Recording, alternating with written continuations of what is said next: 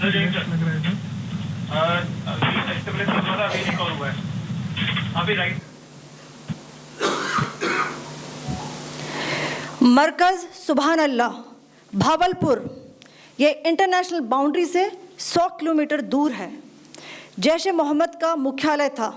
यहाँ पर recruitment, training व इंडॉक्ट्रिनेशन का केंद्र भी था। शीर्ष आतंकी अक्सर यहाँ आते थे। मैं आप सबको बताना चाहती हूँ कि किसी भी सैन्य ठिकाने का निशाना नहीं बनाया गया और अभी तक किसी तरह की नागरिक क्षति की रिपोर्ट नहीं है। पीओजेके के टारगेट्स मैं आपको बताना चाहूँगी। सबसे पहले सवाई नाला कैंप मुजफ्फराबाद, जो कि पीओजेके के लाइन ऑफ कंट्रोल से 30 किलोमीटर दूर है। यह एक लश्कर ए तौयबा का ट्रेनिंग सेंटर था। 20 अक्टूबर 2024 सोनमर्ग, 24 अक्टूबर 24 गुलमर्ग, 22 अप्रैल 2025 पहलगाम, इन हमलों के आतंकियों ने यहीं से प्रशिक्षण लिया था। सैयदना बिलाल कैंप मुजफ्फराबाद, यह एक जैश ए मोहम्मद का स्टेजिंग एरिया है। यह हथियार, विस्फोटक और जंगल सर्वाइवल ट्रेनिंग का केंद्र भी था। गुलपुर कैंप कोटली, यह एलओसी से 30 किलोमीटर दूर था। लश्कर ए तौयबा का बेस था जो रजौरी, पुंछ में सक्रिय था।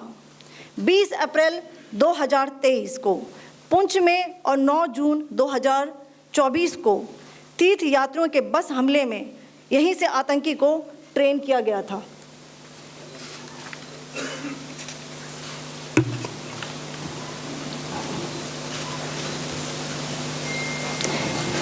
बरनाला कैंप बिम्बर, ये एलओसी से 9 किलोमीटर दूर है।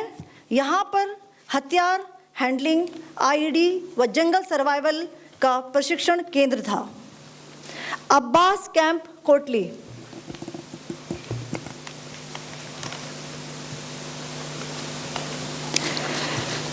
यह एलओसी से 13 किलोमीटर दूर है। लश्कर ए तौयबा का फिदाइन यहाँ तैयार होता था। इसकी कैपेसिटी 15 टेररिस्ट को ट्रेन करने की थी। The strike on the terror camps were undertaken through precision capability, as shown to you. A niche technology weapons with careful selection of warheads was ensured so that there will be no collateral damage. The point of impact in each of the target was a specific building or a group of buildings. All the targets were neutralized with clinical efficiency, and the results reiterate the professionalism of the Indian Armed Forces in the planning and execution of their operations. No military establishments were targeted. India has demonstrated considerable restraint in its response. However, it must be said that the Indian Armed Forces are fully prepared to respond to Pakistani misadventures, if any, that will escalate the situation. Despite a fortnight having passed since the attacks, there has been no demonstrable step from Pakistan to take action against the terrorist infrastructure on its territory or on territory under its control. Instead, all it has indulged in are denials and allegations. Our intelligence monitoring of Pakistan-based terrorist modules indicated that further attacks against India were impending. There was thus a compulsion both to deter and to preempt. Earlier this morning, as you would be aware, India exercised its right to respond and preempt as well as deter more such cross-border attacks. These actions were measured, non-escalatory, proportionate, and responsible. They focused on dismantling the terrorist infrastructure and disabling terrorists likely to be sent across to India. You would also recall that the Security Council on 25th April 2025 had issued a press statement on the Pahalgam terror attack, underlining, and I quote, the need to hold perpetrators, organizers, financiers, and sponsors of this reprehensible act of terrorism accountable, and bring them to justice, unquote. India's latest actions should be seen in this context.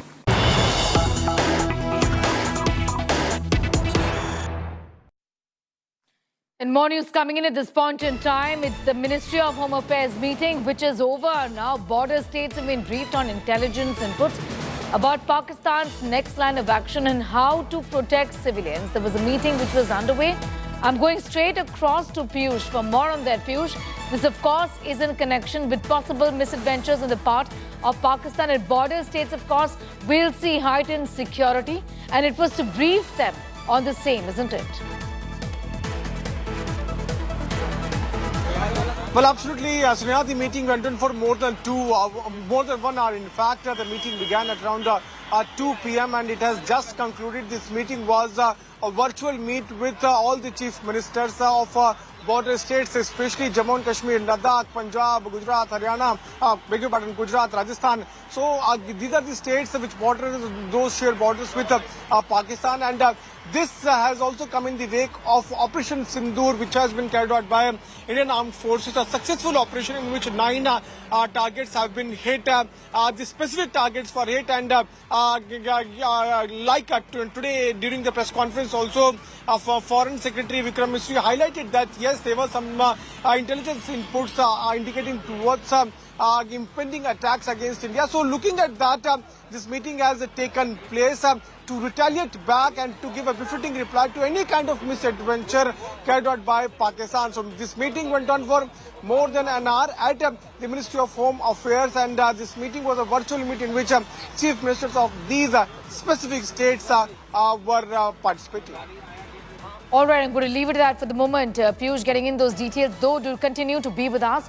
Coming back to you for more on that. At the moment, Piyush telling us about the fact that the Home Ministry essentially has briefed the states about how to prepare next, expecting retaliation on the part of Pakistan essentially, with the border areas that continue to be on high alert. India has hit 2 prime terror hubs of Pakistan terror. Images accessed by India today before and after the strike show significant damage to buildings. Lashkar chief and mastermind of attacks like 26/11 and Pahalgam, Hafiz Said's mosque that served as a headquarter for Lashkar, have been destroyed in the strikes. The mosque linked to terror activities and terror planning identified Masjid Tayyaba as a center for ideological training and radicalization. Murid K had been hit by 4 missiles. 26/11 attacker Kasab had confessed that he was trained in Murid K, where the terror hub is located. Kasab also described the complex as key to plotting terror attacks and indoctrination. It's also revealed that Osama bin Laden had financed 10 million for construction of the mosque and the guest house within the Markaz Taiba complex. So why was Murid K chosen? Near Lahore, essentially. Lashkar-e-Taiba headquarters, remember? LET, led by most wanted Hafiz Said, the mastermind of the 26/11 Mumbai terror attack. Masjid Taiba was hit, the mosque linked to Lashkar-e-Taiba terror activities.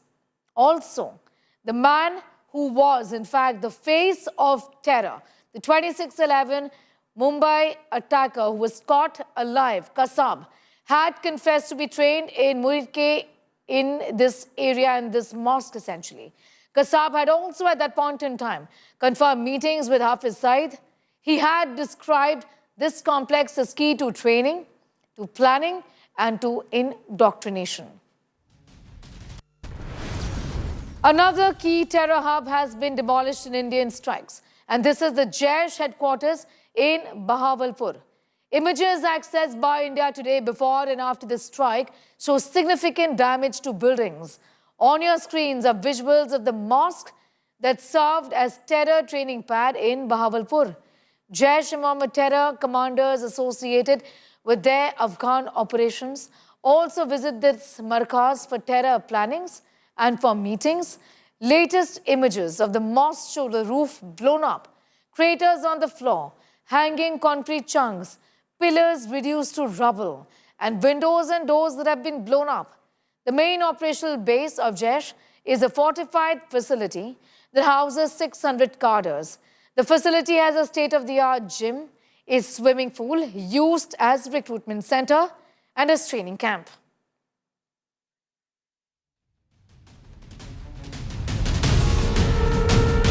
All right, so the big question here, why was Bahawalpur chosen, in fact? This was the Markaz, Subhanallah. It was hit, the operational hub of Jaish-e-Mohammed and the main training and indoctrination center of the JEM. That was a mosque that doubled up essentially as a training hub, a terror training hub. It served as terror training base for the 2019 Pulwama attack. It was also the residence of key Jaish leaders, over 600 of cadres, workers of the Jaish living here. To tell our viewers, it had a gym, a swimming pool, a therapy center, stables and a riding ground. India has now avenged the Pahalgam victims by destroying Pakistan-based terror hideouts. 9 terror hideouts have been destroyed by Indian forces. Among them were 3 mosques being used as hideouts by the Jaish and by Lashkar. One of them was Sayyidina Bilal Markaz, linked to Jaish-e-Mohammed commander. This mosque served as a major transit camp for terrorists. Pakistani special forces were involved in training them. This facility, located in Muzaffarabad in POJK, this terror camp was actively used to train 50 to 100 terrorists. Telling you a little more about Operation Sindoor here. This was the Sayyidina Bilal Markaz, which stands destroyed as of today. One of the 9 sites that were chosen by our forces, located in Muzaffarabad in POJK.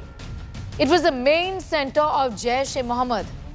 Well, this mosque was used as a transit camp for Jaish-e-Mohammed terrorists. Over 50 to 100 terrorists resided in this mosque. Terrorists were trained by Pakistan Special Forces in this very facility that stands as a rubble today, completely destroyed by the Indian forces. Jaish commanders and POJK chief led the mosque operations. We're getting you details of how these terror infrastructure points specifically were chosen. Remember, there were 9 sites that were targeted in 25 minutes. Details of the same for our viewers. One in Muzaffarabad.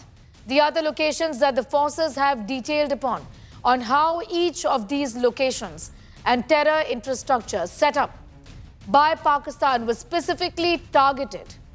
Many of these places in POK region, POJK region essentially, and also in Pakistan. Why were these locations chosen? The manner in which many of these mosques served as terror training hubs.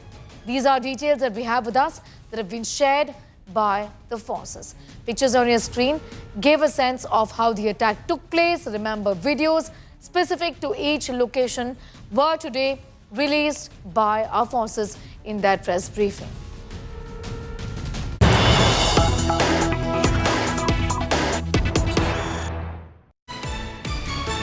More news coming in. Completely destroyed Lashkar's Murikke headquarters. Only stones and rubble left over.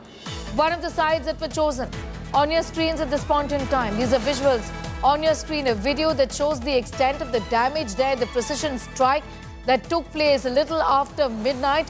They destroyed a key point.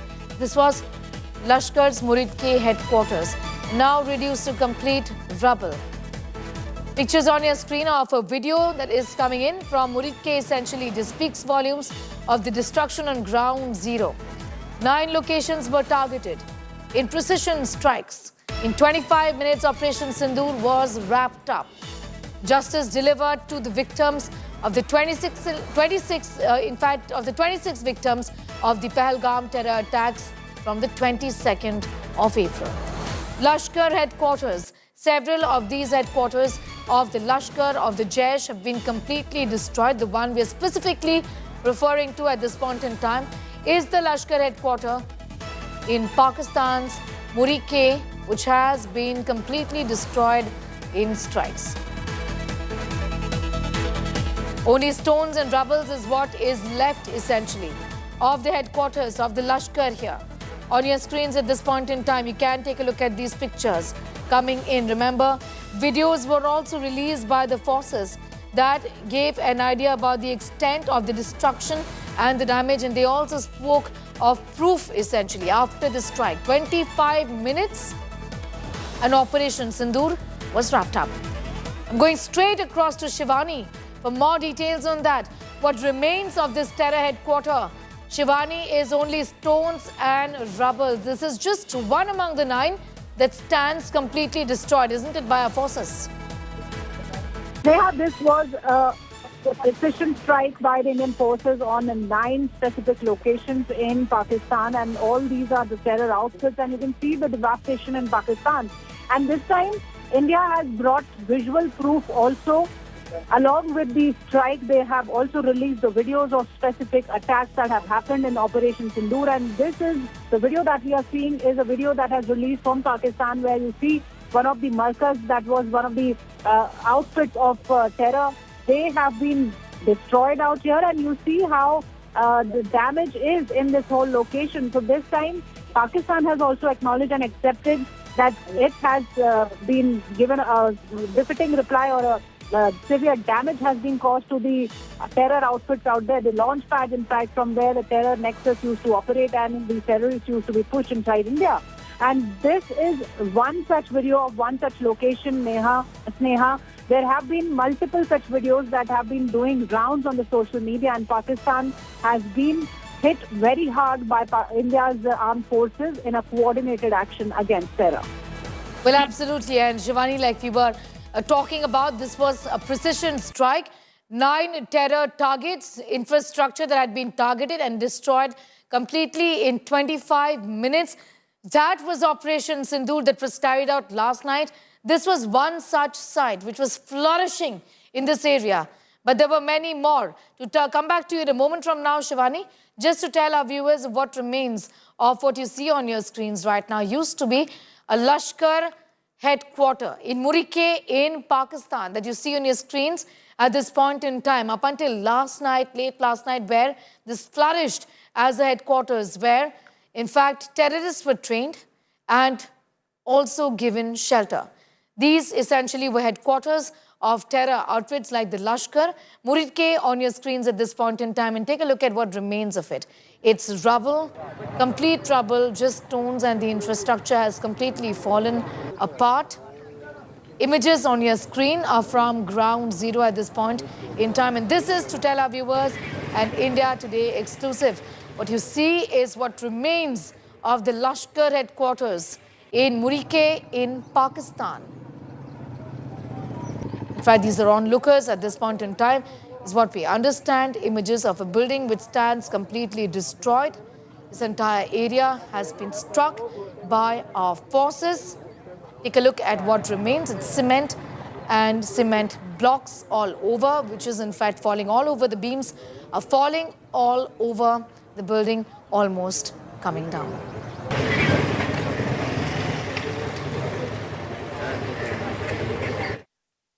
And coward Pakistan targets civilians. India Today LOC exclusive, where Pakistan is now at it, targeting civilians along the line of control. India bleeds Pakistan terror missionary. Pakistan is going after innocents once again. Damage homes, artillery shells. Pakistan bleeds the last village on the LOC.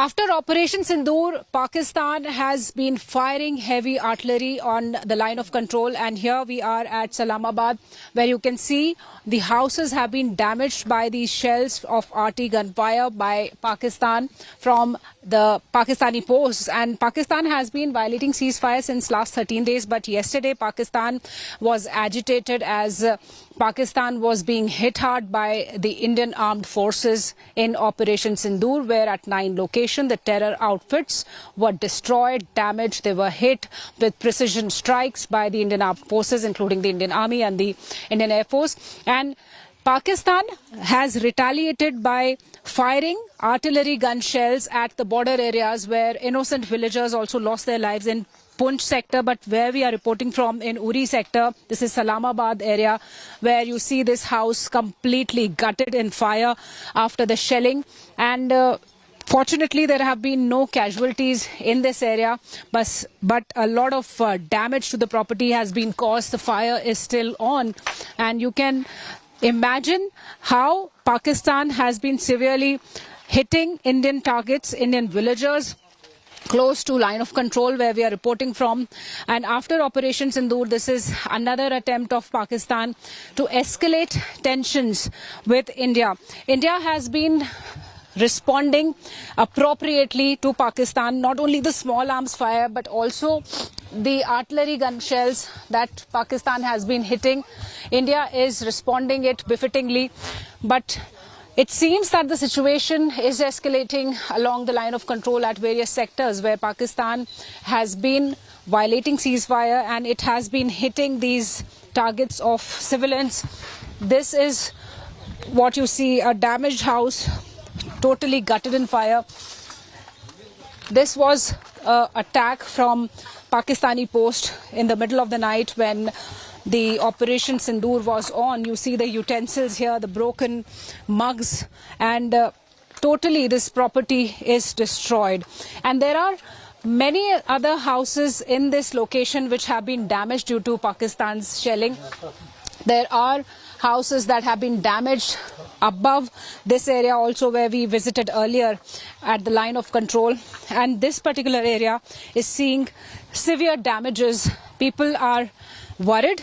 They stand with the forces in its action against terror, but they are definitely worried about this kind of escalation that Pakistan has been taking ahead.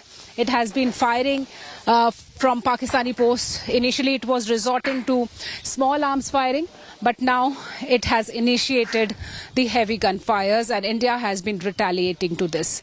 This is Shivani Sharma with camera person Nasir Aziz Khan for India Today from line of control, India-Pakistan border.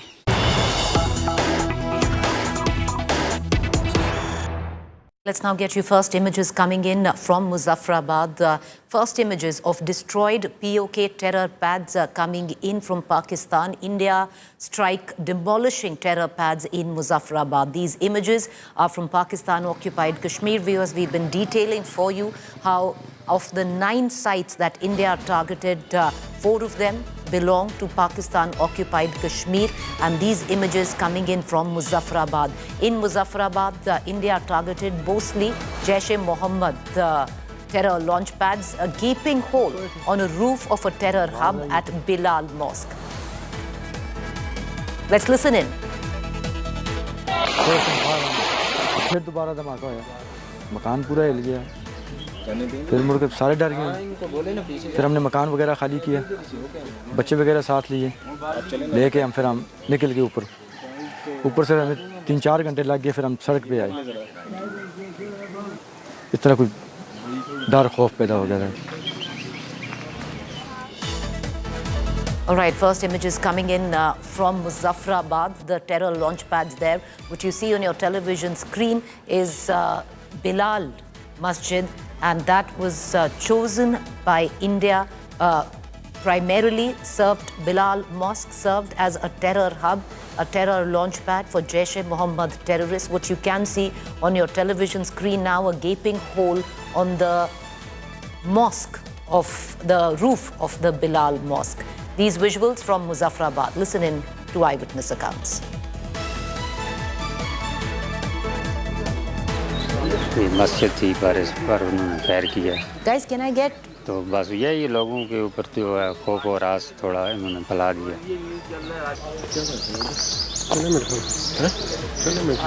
File करते।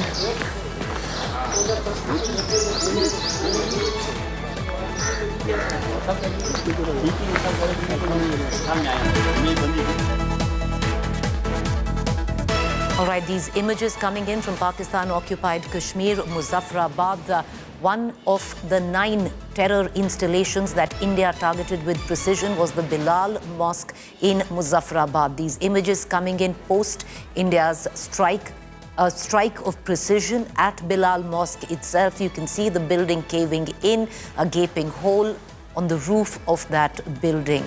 This, viewers, is Muzaffarabad. There have been 4 targets in Pakistan-occupied, 5 targets, I beg your pardon, in Pakistan-occupied territory, while the others close to the LOC and, of course, the province of Punjab, where 2 terror headquarters of the Jaish-e-Mohammed and the Lashkar-e-Taiba were targeted by India. I want to cut across right now to my colleague Sunil Ji, who on India's side of the LOC has filed this exclusive report from Rajouri.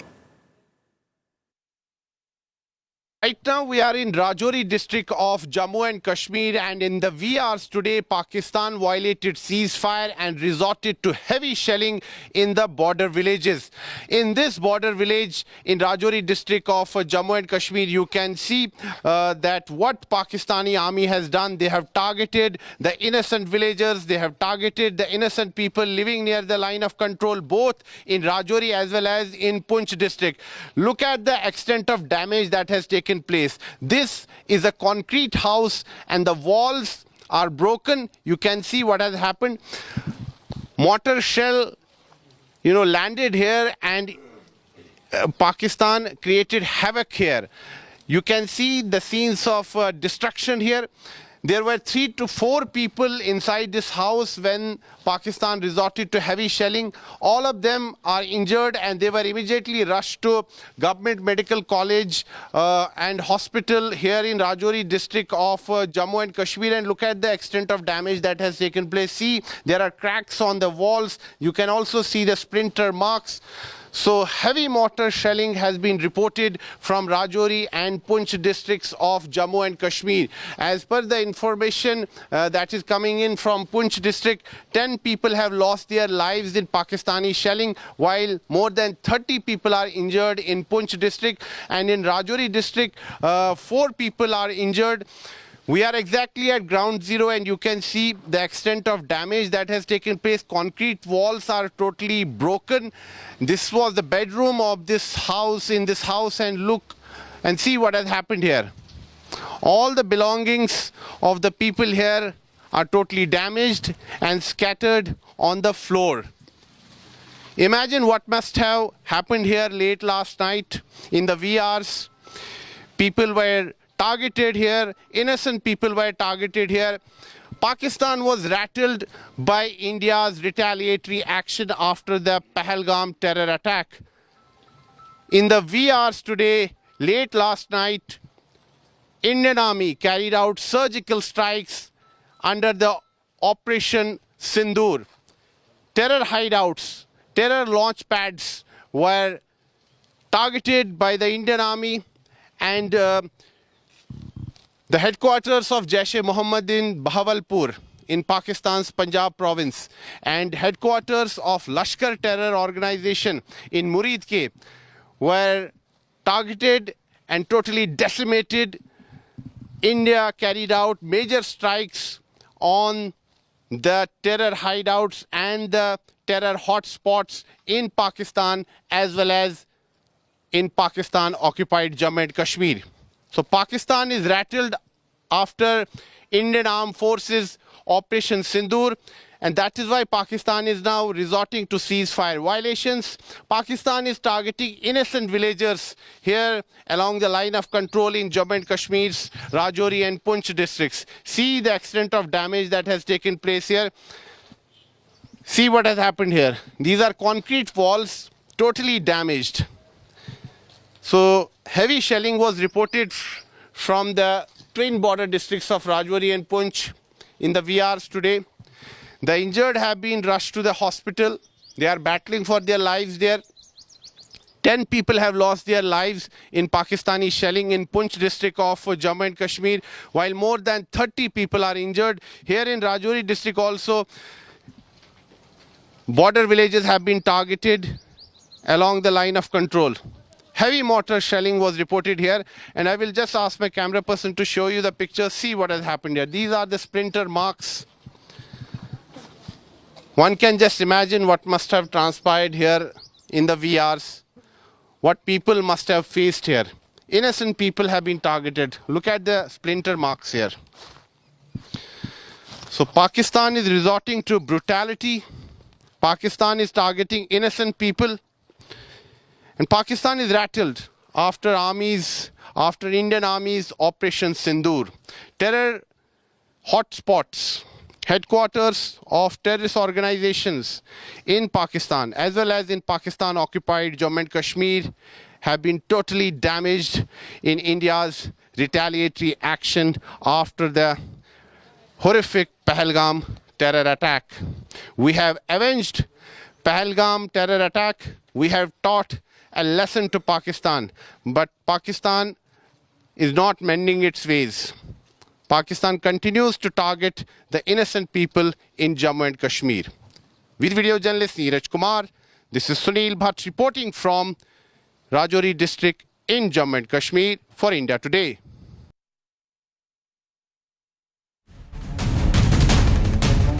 यहाँ पे 4 से 5 लोग थे, इस घर में सो रहे हैं जब पाकिस्तान का यहाँ पे गोला यहाँ पे गिरा और एकदम दहशत का माहौल था। लेकिन उसके साथ जहाँ के लोग जो हैं इस टाइम उनकी एक ही आवाज़ है कि अब हम जान माल का नुकसान सहन कर लेंगे, बर्दाश्त कर लेंगे, लेकिन अब की बार आतंकवाद का जो है सर्वनाश होना चाहिए और पाकिस्तान को मुंह तोड़ जवाब दिया जाए। देखिए, रात को जो आपने पता ही है कि जो जैसे हमारी भारतीय सेना ने कल सर्जिकल स्ट्राइक पाकिस्तान के ऊपर किया है, जहाँ पे वो टेररिस्ट कैंप थे उनको बिल्कुल नस्ते नबूद किया, उसे बौखलाहट में आकर उसने यहाँ पे आकर जो हमारी मोटर शेल की है, जिसके कारण हमारे जो जोरी के जो ये हमारे मकान थे 2-4 वो मोटर शेल की वजह से डैमेज हुए हैं। कितने लोग यहाँ उस समय थे? 3-4 लोग अंदर थे, घर के अंदर जख्मी हैं। उनको जीएमसी में रेफर किया गया रजौरी में। अभी क्या हालत है उनकी? अभी हालत ठीक है, अभी ट्रीटमेंट चल रहा है उनका।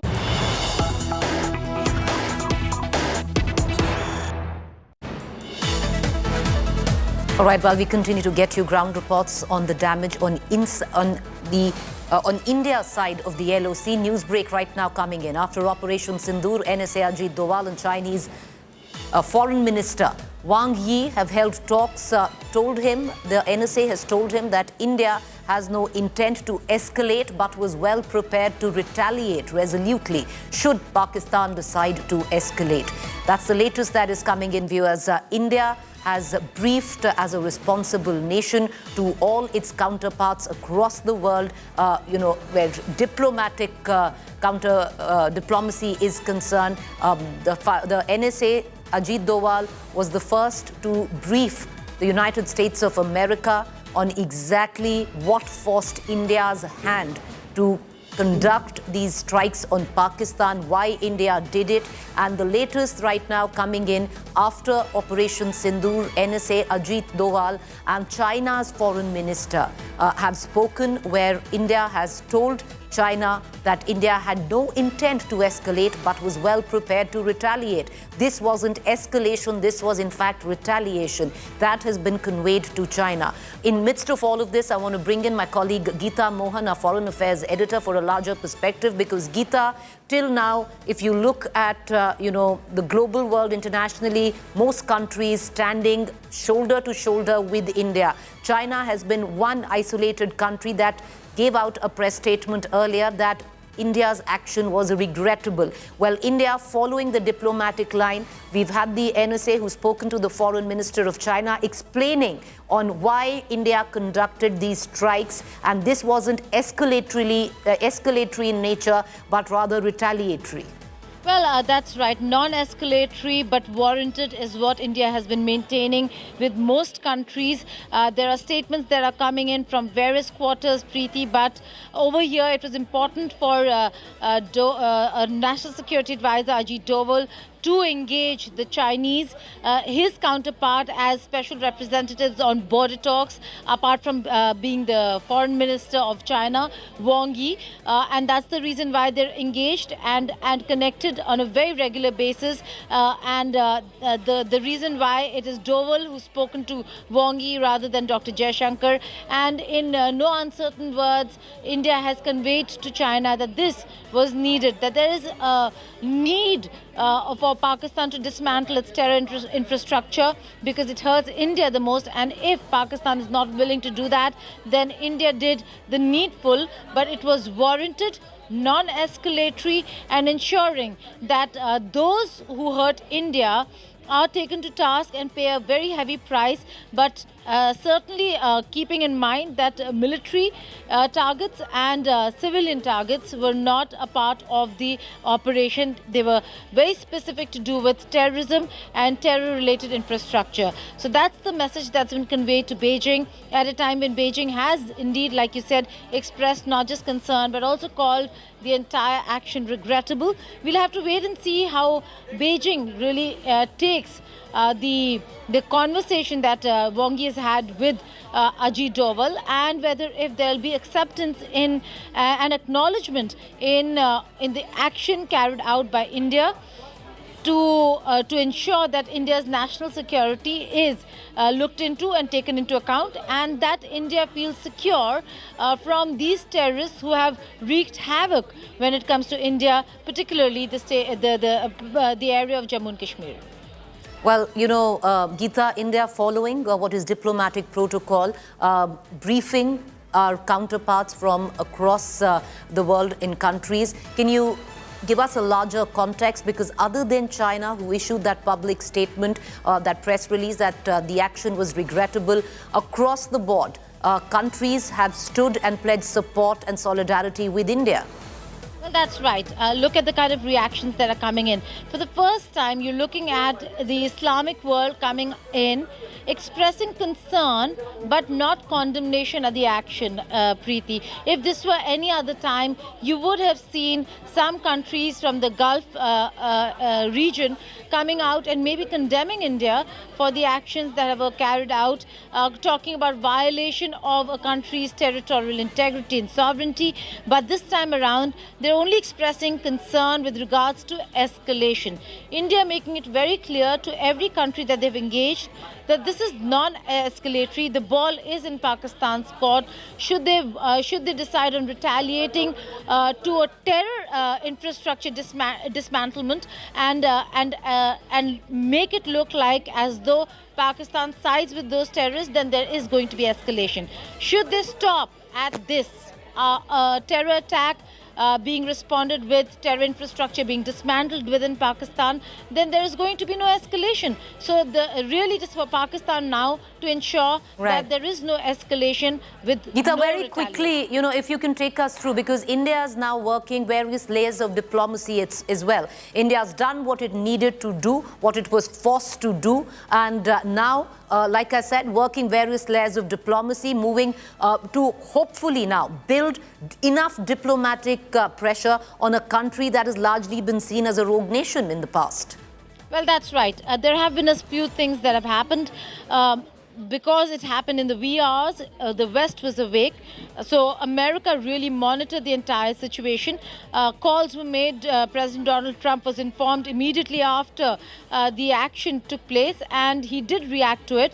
He did again express concern, but then there were engagement between Marco Rubio and the national security advisors of India and Pakistan. Following that, there have been a number of calls that have taken place between India and various other world leaders. There are some who expressed concern but also engaged directly with the leadership, some who confine themselves at the foreign minister's level. So Dr. Jaishankar is now doing the diplomatic batting for India in many ways than one, Preeti, where he is not just engaging foreign ministers, but his team, led by him and Foreign Secretary Vikram Misri, will be looking at how other countries are responding and what should India's response be.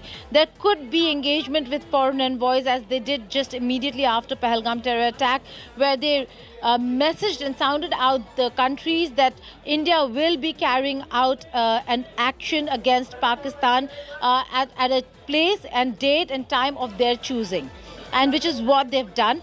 But right now, the messaging has to be, which is what Dr. Jaishankar and Foreign Secretary Vikram Misri are going to do, and Vikram Misri has already done, is tell the world that this is confined to terrorism and terror infrastructure, not military or civilian targets. So engagements on US, UK, Russia, Saudi Arabia and the UAE, allies, key allies and partner countries of India, were informed immediately after the action. And then since then, we've seen a lot of engagement. Israel has come out in support of India, saying that it will continue to engage and support India in its fight against terrorism. In fact, in some time from now, around 5 o'clock, we will have the Israeli ambassador here in the India Today office to discuss the same on how terrorism has to be fought and how Israel partners with India in this fight against terrorism. Many other countries extending their support, some offering their good offices. Iran, for example, saying that there needs to be mediation and de-escalation. Whether if there is going to be further escalation with the Pakistani response is something we'll have to wait and see, Preeti. All right, Geeta, appreciate you joining us. We're going to continue to come back to you for more updates on the developments that are taking place on the sidelines. Viewers, meanwhile, India struck terror camps in Pakistan and Pakistan-occupied Kashmir in wee hours of Wednesday, precisely 1:44 a.m. The entire attack, Operation Sindoor, lasted just about half hour. The attacks came days after, 2 weeks precisely, after the deadly terror attacks on civilians and tourists in Jammu and Kashmir's Pahalgam. India today has now accessed exclusive information on why the operation was named Operation Sindoor. Sources suggest that the operation was given the name by the Prime Minister himself. Prime Minister Modi, in his meetings over the past 1 week, gave a clear message saying that the terrorists targeted men and many women had become widows because of Pahalgam terror attack. All right, let's quickly cut across right now. News break coming in, lots of political commentary. Congress, Rahul Gandhi and Mallikarjun Kharge holding a press conference. राष्ट्रीय एकता और अखंडता की रक्षा के लिए सभी स्तर पर एकजुटता की सर्वाधिक जरूरत है।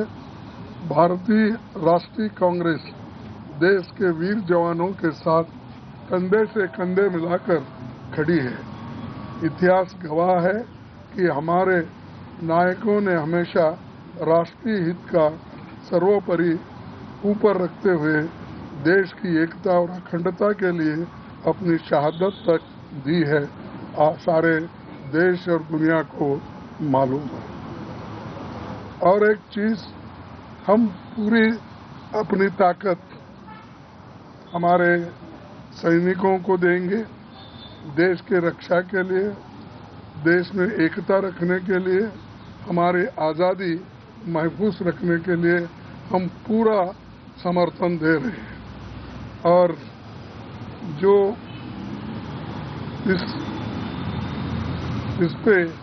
इस मुद्दे पे कोई भेदभाव नहीं है, एकजुट होकर हम कर रहे हैं। और इसी तरीके से इंडिया अलायंस के लोग भी अपने अपने जगह पे ये कोशिश कर रहे हैं कि देश की रक्षा के लिए हम सभी एक होकर काम करें। तो इसलिए आज मीटिंग हमारी हुई और उस मीटिंग में ये सब तय हुआ कि फिर से एक बार हम रीट्रेट करना चाहते हैं, क्योंकि लास्ट हमारे वर्किंग कमेटी में ही हम सारी बातें बोले थे। आज भी फिर हम वो बात दोहराए और राहुल गांधी जी, प्रियंका गांधी जी और हमारे वर्किंग कमेटी के जितने भी मेंबर्स हैं, एक ही राय से हम बाहर आए हैं। और यही हमने मुद्दा रखा था, सभी ने इसको सपोर्ट किया। और मैं रिक्वेस्ट करता हूं, राहुल गांधी जी आपके सामने दो बात रखेंगे। वर्किंग कमेटी में हमारा डिस्कशन हुआ, पूरा समर्थन, full support to our forces, best wishes to them, much love to them, complete support from the Congress party and the Congress working committee. Thank you. Well, sir, all party meet बुलाई गई है। Meeting has been. We've been invited. We got a call today. We've been invited to the whole party meeting tomorrow. Thank you, sir. No, not saying it. All right, you just saw the leadership of the Congress giving full support to the Indian forces, saluting the heroes who avenged not just Pahalgam, but viewers, so many terror attacks which bled India cut by cut over decades. On your television screen, visuals coming in of coffins being taken out of the LET headquarters in Muridke. Let's dip in.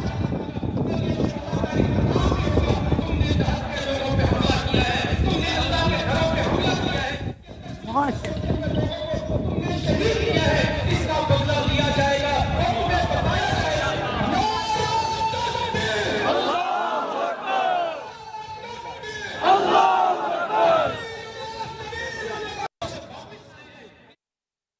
These shots, viewers, lay testimony to possibly why India's hand was forced to attack the Lashkar-e-Taiba headquarters in Muridke. Visuals coming in of funerals of terrorists taking place. Let's dip in. All right.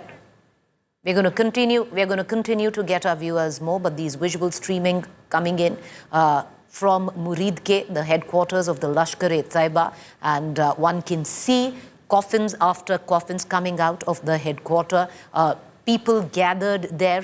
Clearly, this was a terror factory. The indoctrination is such where terrorists are trained to cross over to India and foment terror. And you can see the kind of atmosphere there, people making videos where the funeral of these terrorists are taking place. And this is exactly the reason why, viewers, India had to attack Pakistan. India's hand was forced. That is the reason why over the course of the last 2 weeks, India curated with its agencies, curated the terror platforms, launch pads, where terrorists were holed up in Pakistan, curated 9 locations and then struck and attacked Pakistan. These visuals are coming in from Muridke, from the Lashkar-e-Taiba headquarters. India attacked 9 places across Pakistan, in Pakistan-occupied Kashmir, as well as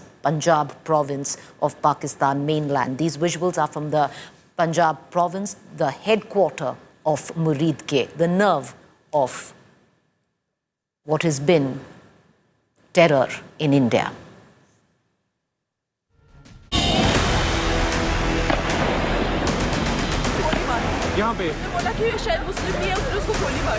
Terrorism snatched their Sindoor.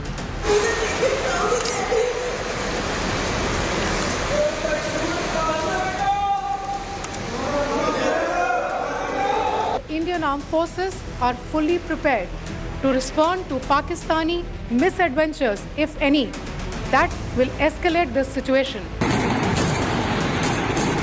Now Modi takes Sindoor ka badla.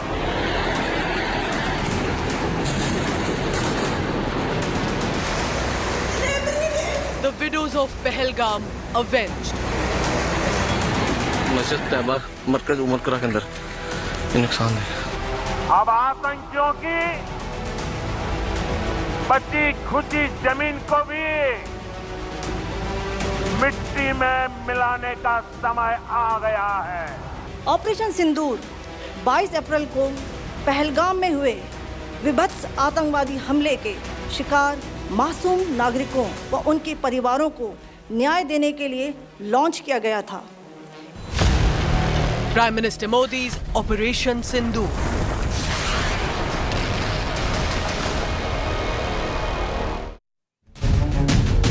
It was India's night of retribution, viewers, where India attacked Pakistan in 9 spots, attacked what were terror launch pads across 9 places in Pakistan-occupied Kashmir, as well as the Punjab province of Pakistan. We're going to continue to get you details, reactions coming in thick and fast, ground reports with our reporters right here on the network. First up, allow me to take you through the headlines.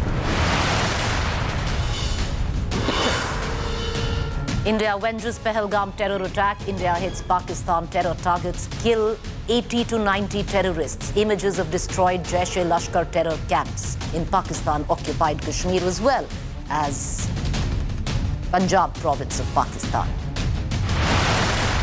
Real-time images of Operation Sindoor. Video shows how India fired missiles on Pakistan terror hubs. 9 terror camps struck in 25 minutes. Prime Minister Modi chose name Operation Sindoor. Operation Sindoor named to avenge Pahalgam widows. Prime Minister's message will avenge widowed women.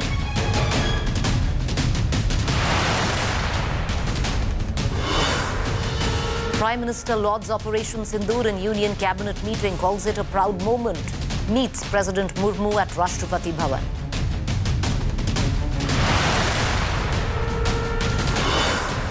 Jaish chief loses 10 members of family in strike. Jaish chief loses 4 close aides in Indian strike as well. Masood Azhar's kin killed in Bahawalpur strike.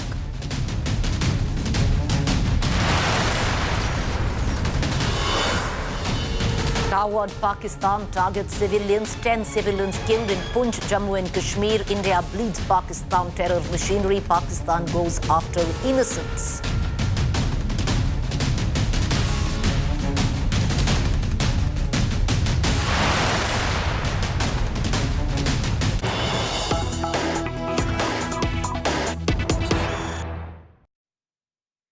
All right, let's cut across to the latest news break coming in from across the country, viewers. Today was the day where mock civil defense drills were to be carried out across the country, and India is keeping its date with that, staying safe in air raids and blackouts hours after strike on Pakistan terror. Nerves of steel, Bharat getting battle ready. Now, this is after India gave a befitting retaliation to Pakistan, a historic retaliation at that, viewers, etching history with a never-seen-before strike on Pakistan fomenting terror.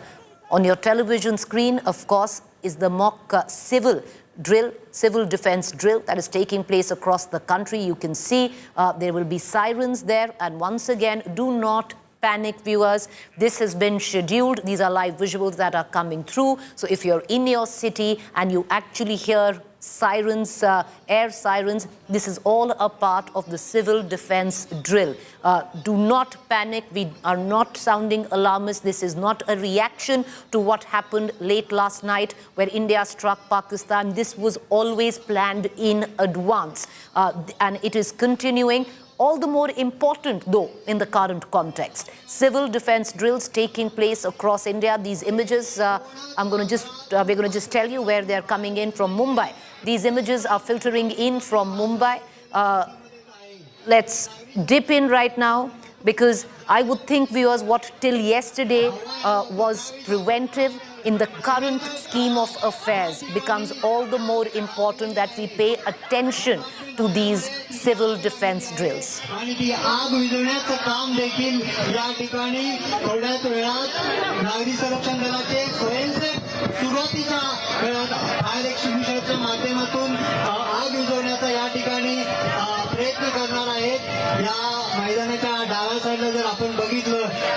All right, so these visuals are coming in from Mumbai, Maharashtra, multiple sites across the country where we're going to get visuals coming in of the civil defense drills that are taking place, precautionary measure.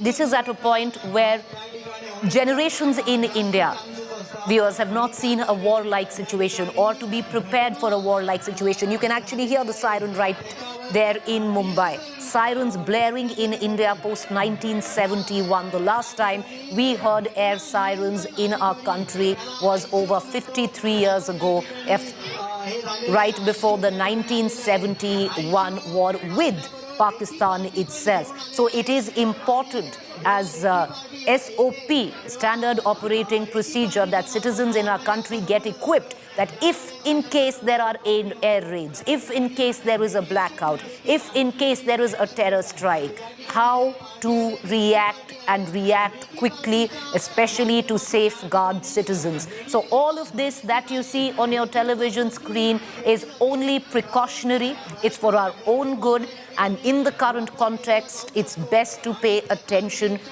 to it. I want to cut across right now because these visuals are coming in from Mumbai, where a civil defense drill is taking place. I want to also cut across to my colleague Piyush Mishra, who's joining us from Delhi. A similar civil defense drill is taking place at the Palika Bazaar in Delhi. Aseem Basi joins us from Amritsar, and that's a sensitive area in itself.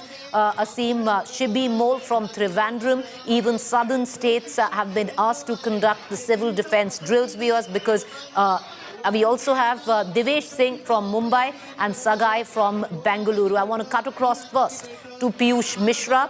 who's joining us from Delhi. Delhi has been in the A category that needs to be prepared for civil, that needs to conduct the civil defense exercises and be prepared. Just precautionary measures, but you can already hear the air siren. Piyush, over to you. Well, absolutely, Preeti, we have seen as to how there are SOPs which were issued by Ministry of Home Affairs, and right now we are present here at NDMC building in Palika Bazaar area, where this mock drill is being carried out by civil defense workers. Here you can see as to how the Delhi fire service officers have already been deployed, and workers in large numbers are taking part in this exercise where the volunteers are being trained here, and the drill is all set to begin here as the air raid warning sirens have been blown here by the officials, and the drill has almost begun. Remember that MHA a couple of days back had also issued advisory to all the states saying that some measures have to be taken, which includes a training of civilians, students on the civil defense aspects to protect themselves in the event of a hostile attack. And here you can see how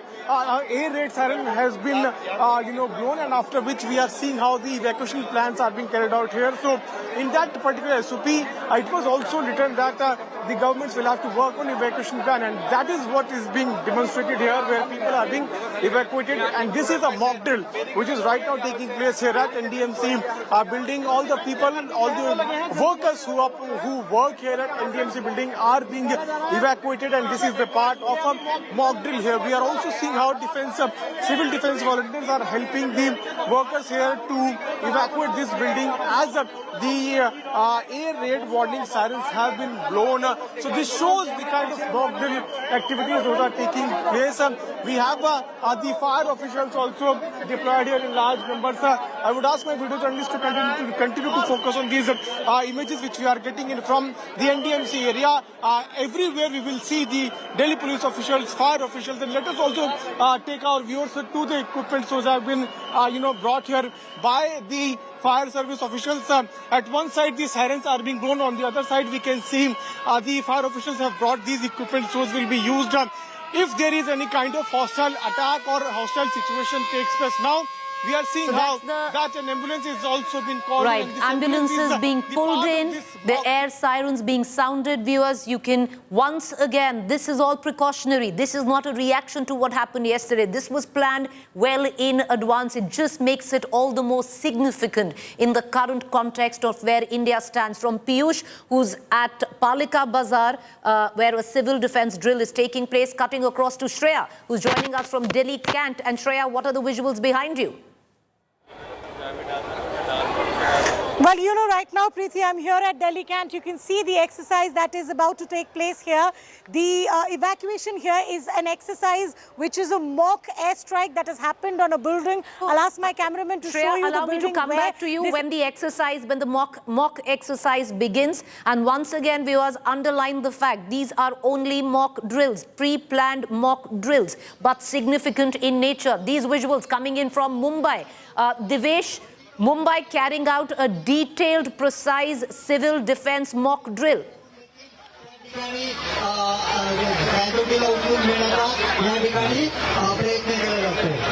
Devesh, can you hear me? All right, we do not have Devesh, viewers, but these are the images coming in from Mumbai at this point of time. Asim Bassi, Asim, has the civil defense drill started in Amritsar yet?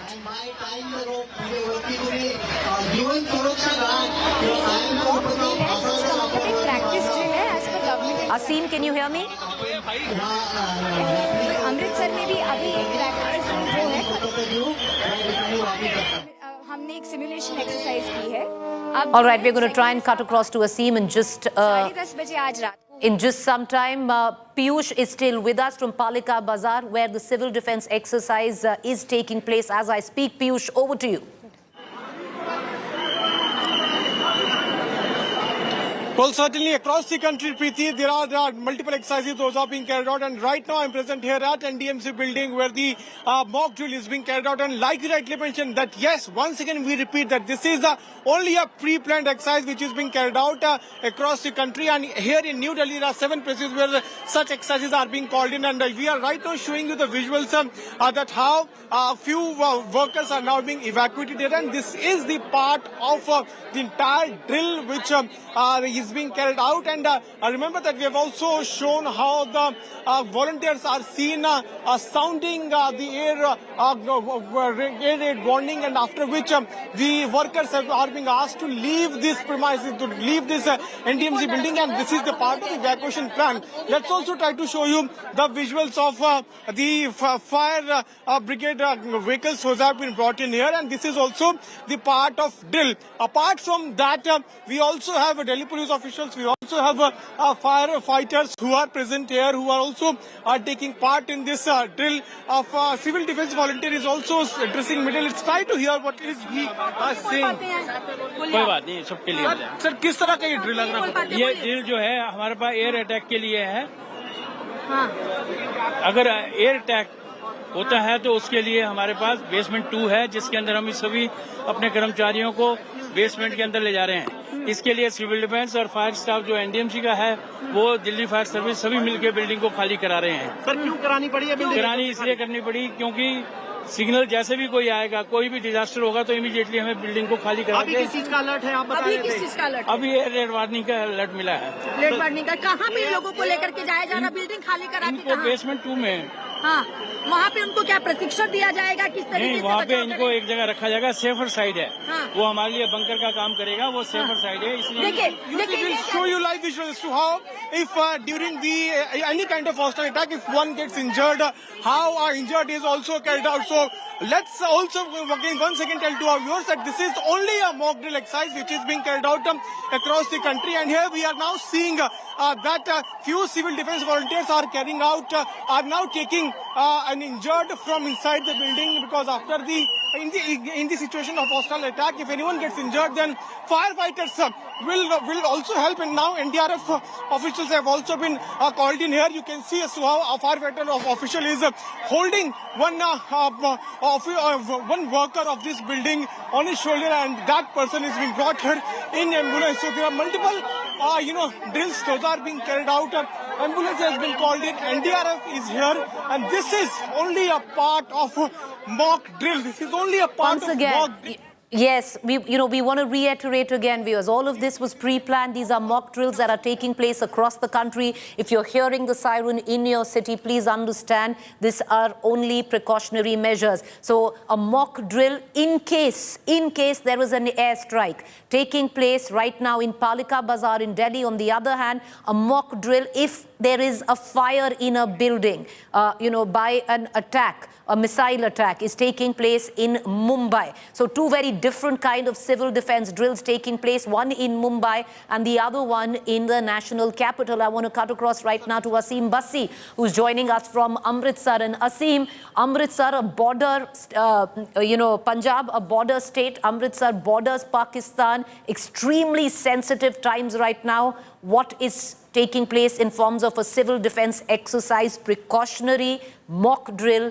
Give us the latest. Well, as across the nation it is happening, in Amritsar also being a border district, very volatile always because of bordering districts like that. And so you can see on my this side, because some time back there was a mock drill here done and the troops were put on job, be it the fire brigade people, be it the Punjab Home Guards, be it the officers of the civil administration, and the fire brigades were always there. A situation was set up wherein the sirens were blown up. Then the message came that there is some air raid in Amritsar. Thereafter 3 to 4 blasts take place, and then the injured are lifted with basically the help of civil defense and the police. So basically, being a border district, the preparedness is being done. Since India struck Pakistan, the level of alertness has gone high in this city, the holy city, and in the night also. We have a blackout in Amritsar from 10:30 p.m. to 11 p.m.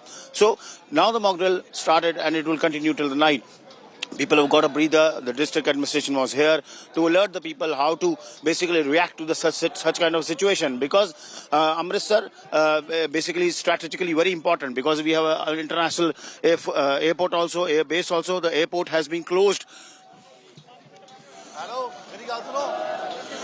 The airport has been closed for.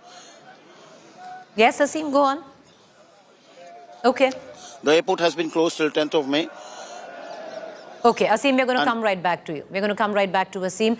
Viewers, I want to also cut across to Shibi, Mole and Sagai, my colleagues who are joining me from Trivandrum and Bengaluru. This is one of, once again, viewers, what you're seeing right now, air sirens blaring. Hasn't happened in 53 years across India. The last time we heard air sirens in India was at the time when India went to war with Pakistan again in 1971. This time around, all precautionary. We are, of course, in the current context, makes it all the more significant. But having said that, I want to cut across to Sagai Raj, who's joining us from Bengaluru. Sagai, you know, a civic mock drill taking place in Bengaluru as well, because just in case Pakistan is equipped with long-range missile that practically covers the entire Indian subcontinent.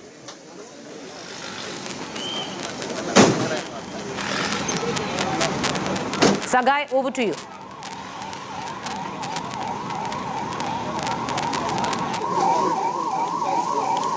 Sagai, can you hear me?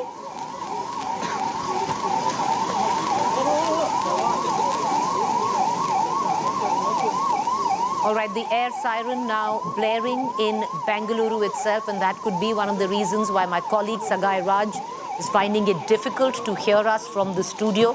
But the reason, viewers, these are visuals coming in. We'll go full frame of visuals coming in from Bengaluru right now, where the sirens are blaring and a civil defense exercise taking place in the city of Bengaluru. This time around, every state has been asked to conduct these mock drills, primarily because just in case India is in a situation where India needs to guard its citizens in the time of a war-like situation with Pakistan, then Pakistan does have that kind of weaponry and missiles that are long range, and the range is enough to even cover all of India. So therefore, whether it is the south of India or the north of India, equally important, where citizens learn how to safeguard themselves. Sagai, can you hear me now? All right, we're going to try and cut across to Sagai in just a while. And Shibi Mole, okay, we don't have Shibi Mole anymore. And cutting across right now, back to the national capital. Shibi, okay, we have Piyush, who still continues to be with us. Piyush, over to you.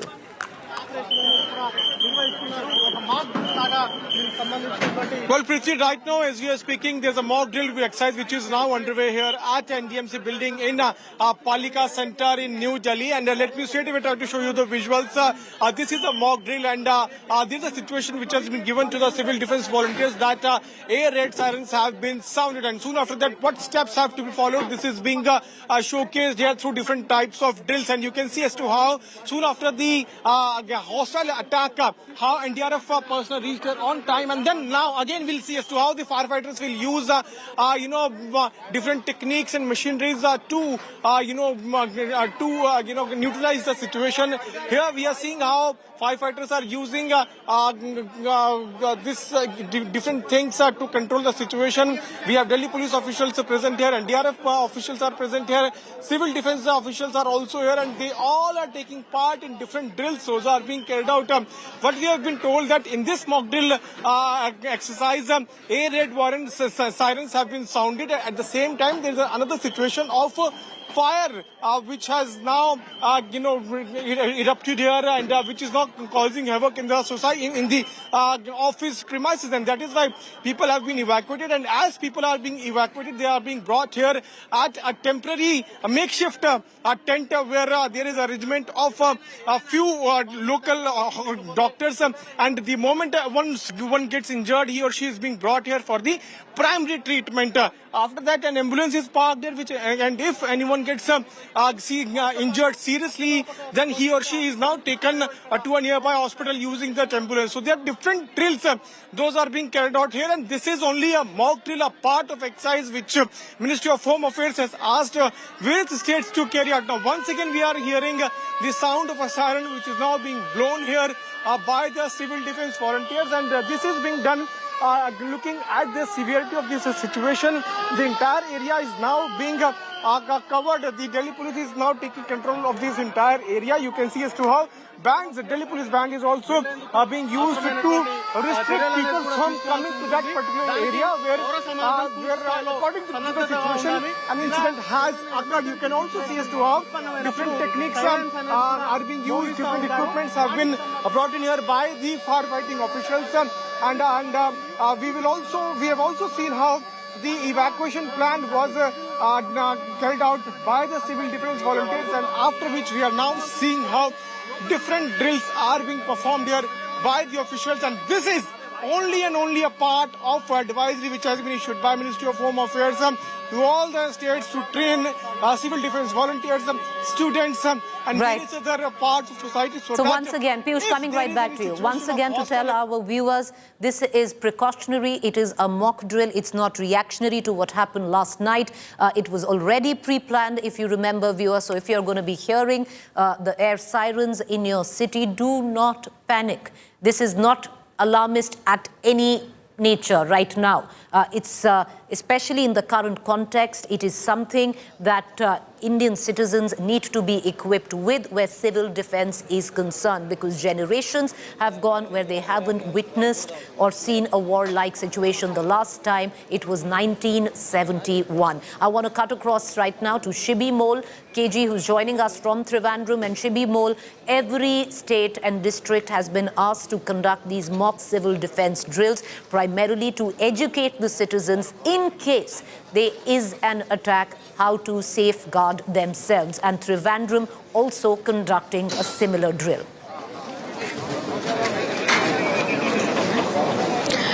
Well, exactly, Preeti. In fact, as far as Kerala is concerned, we're doing this mock drill in all the 14 districts of Kerala at around 126 locations.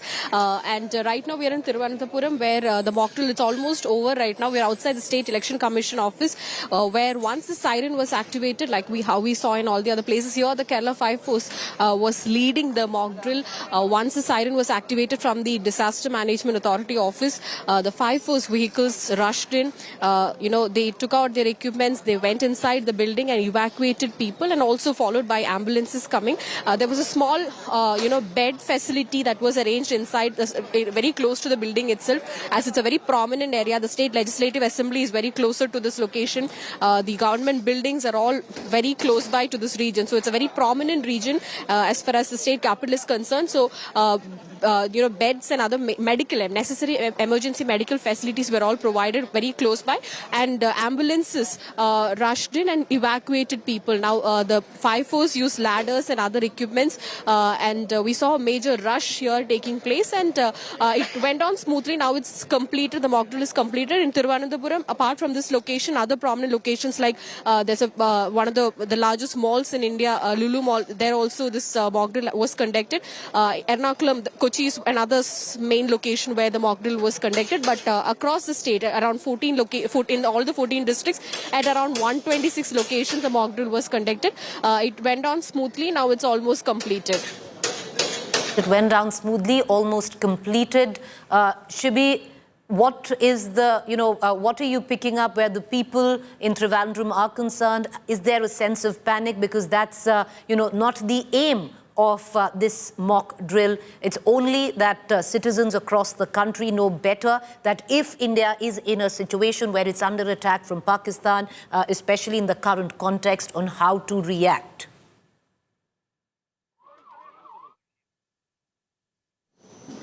All right. Let me cut across to Abdul Bashir, who's joining us from Hyderabad right now. Abdul, over to you in Hyderabad. A civic defense drill taking place there as well.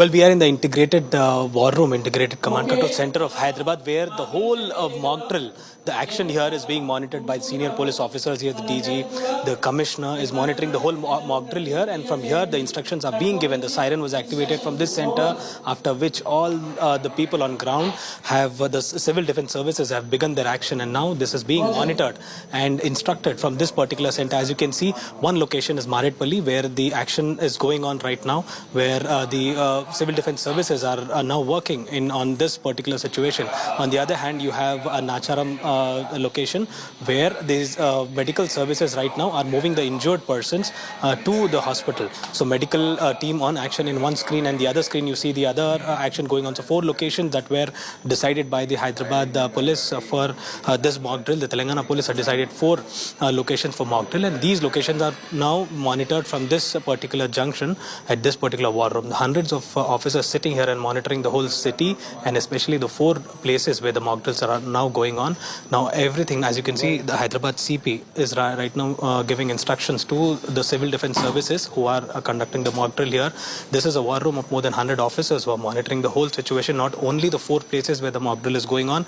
Apart from that, the main junctions, the crossroads in the city of Hyderabad, the more densely populated areas are being monitored from this particular station, and instructions are being given to the civil defense services. As you can see, that the fire engine here is right now extinguishing the fire that was made in this particular mock drill. People are being moved away. At the other hand, you see the medical services which are right now shifting the injured persons. This mock drill that is started at around 4 o'clock in the city is going on as of now, and this is the situation. As you can see, the officers here are monitoring the situation, instructing the civil defense services to work on ground. And as you can see, the huge screens that have been set up. This is a war room of integrated command control center that is set up, from where regularly lakhs of camera in the city of Hyderabad and Telangana are being monitored. Instructions every minute to minute instructions are being given by the officers here. Senior police officials are here right now sitting and instructing the civil defense services on this particular mock drill that is going on. Over to you. All right, Abdul, we're going to continue to come back to you. It's really important what Abdul Bashir was also elucidating in Hyderabad, viewers. There is a war room which is looking at all of these civic defense drill exercises across Hyderabad, and that's where the importance of this comes in, a well-coordinated effort to safeguard our citizens just in case we do come under attack, and a war room is definitely needed. So with what Abdul just showed us, great that standard operating procedures are being carried out across the country. I want to cut across right now to Sagai, who's joining us from Bengaluru. Sagai, over to you. So we are at fire station head office in Bengaluru. We are also just now one of the exercises of rescuing a person near the lake was completed. And now you can see that a similar kind of operation, if there is any kind of blast or a fire accident, there will be a sound, and you can see the fire over there. Now the fire service, how they are going to rescue people, if at all, if there is any fire caught in the building.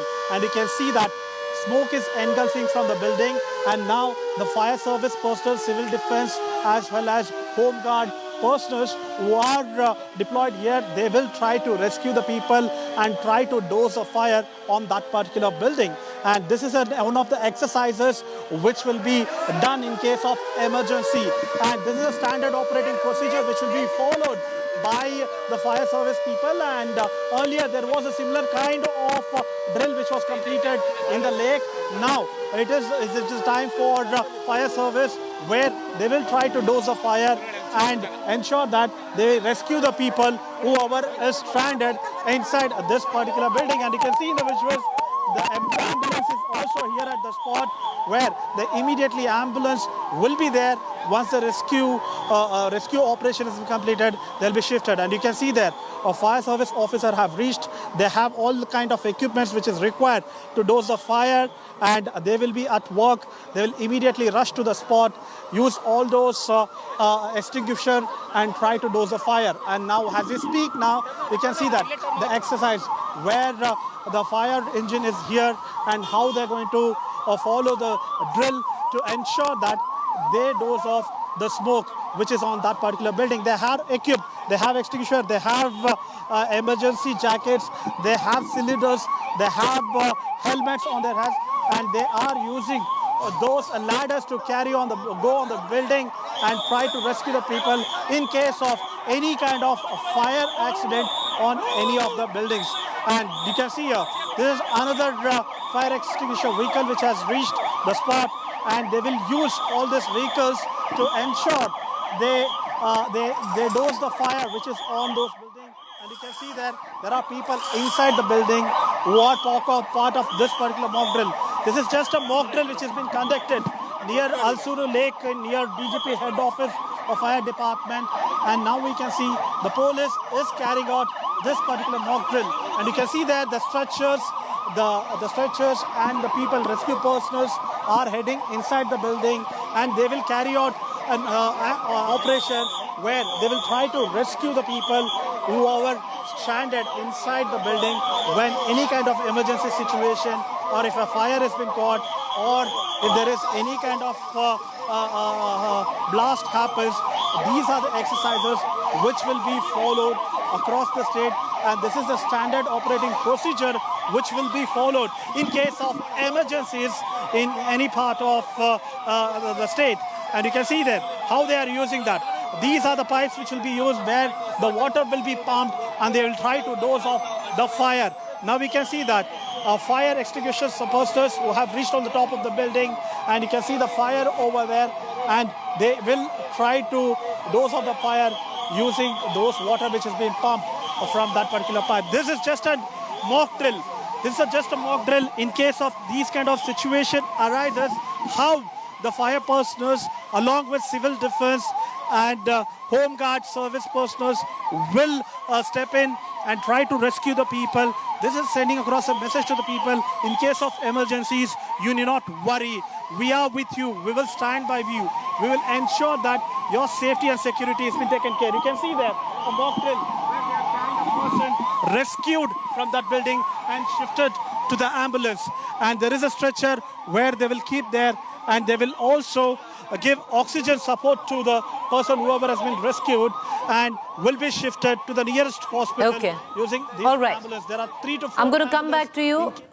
Right, okay. Sagai, I'm going to come right back to you. So that security drill taking place right now in the city of Bengaluru. Once again, we will emphasize these are only mock drills. There is no need to panic. They were pre-planned, just become more significant in the current context. Cutting across to Sushant Mehra, who's joining us from Patel Nagar, Delhi. Delhi is in category 1, where the civic defense drills and awareness comes into question, Sushant. देखिए, मैं आपको सबसे पहले तस्वीरें दिखा दूं कि ये जो तस्वीरें हैं ये विचलित कर सकती है, लेकिन आपको पैनिक होने की ज़रूरत नहीं है। दरअसल ये मॉक ड्रिल है, जो कि अगर पाकिस्तान या किसी आपदा का शिकार होता है या कोई हमला होता है, तो ऐसे में तमाम जो हाउसिंग सोसाइटी में रहने वाले लोग हैं उनको कैसे इवैक्यूएट किया जाए, उनको सेफ जगह पर लेके जाया जाए, अगर हमला होता है तो कैसे लोगों की जान बचाई जाए, इसकी पूरी ड्रिल जो है वो की जा रही है। आप देख सकते हैं कि किस तरीके से यहाँ पर जो शख्स है जो हाउसिंग सोसाइटी में रहते हैं उनके चोट लगी है, उनको किस तरीके से फर्स्ट एड जो है वो डॉक्टर्स की टीम के जरिए यहाँ पर दिया गया, और उसके बाद सिविल डिफेंस की टीम हो, चाहे वो एनसीसी कैडेट्स की टीम हो, वो तमाम उन लोगों को इस हाउसिंग सोसाइटी से सेफली बाहर लेकर के आना और उसके बाद उनको स्ट्रेचर पर लेकर के जाना एम्बुलेंस में, ताकि उनका इलाज जो है वो किया जा सके। ये तमाम तैयारियां जो है वो प्रशासन की तरफ से जो है वो की जा रही है। आपको तस्वीरें दिखाएं, अगर बिल्डिंग में किस तरह से आग जनी होती है या आग लग जाती है तो फायर का किस तरीके से इस्तेमाल करना है। डॉक्टर्स की टीम जल्द से जल्द पहुंचे, डिस्ट्रिक्ट एडमिनिस्ट्रेशन की टीम यहाँ पर जल्दी से जल्दी पहुंचे। इसके अलावा दिल्ली पुलिस और तमाम जो एजेंसियां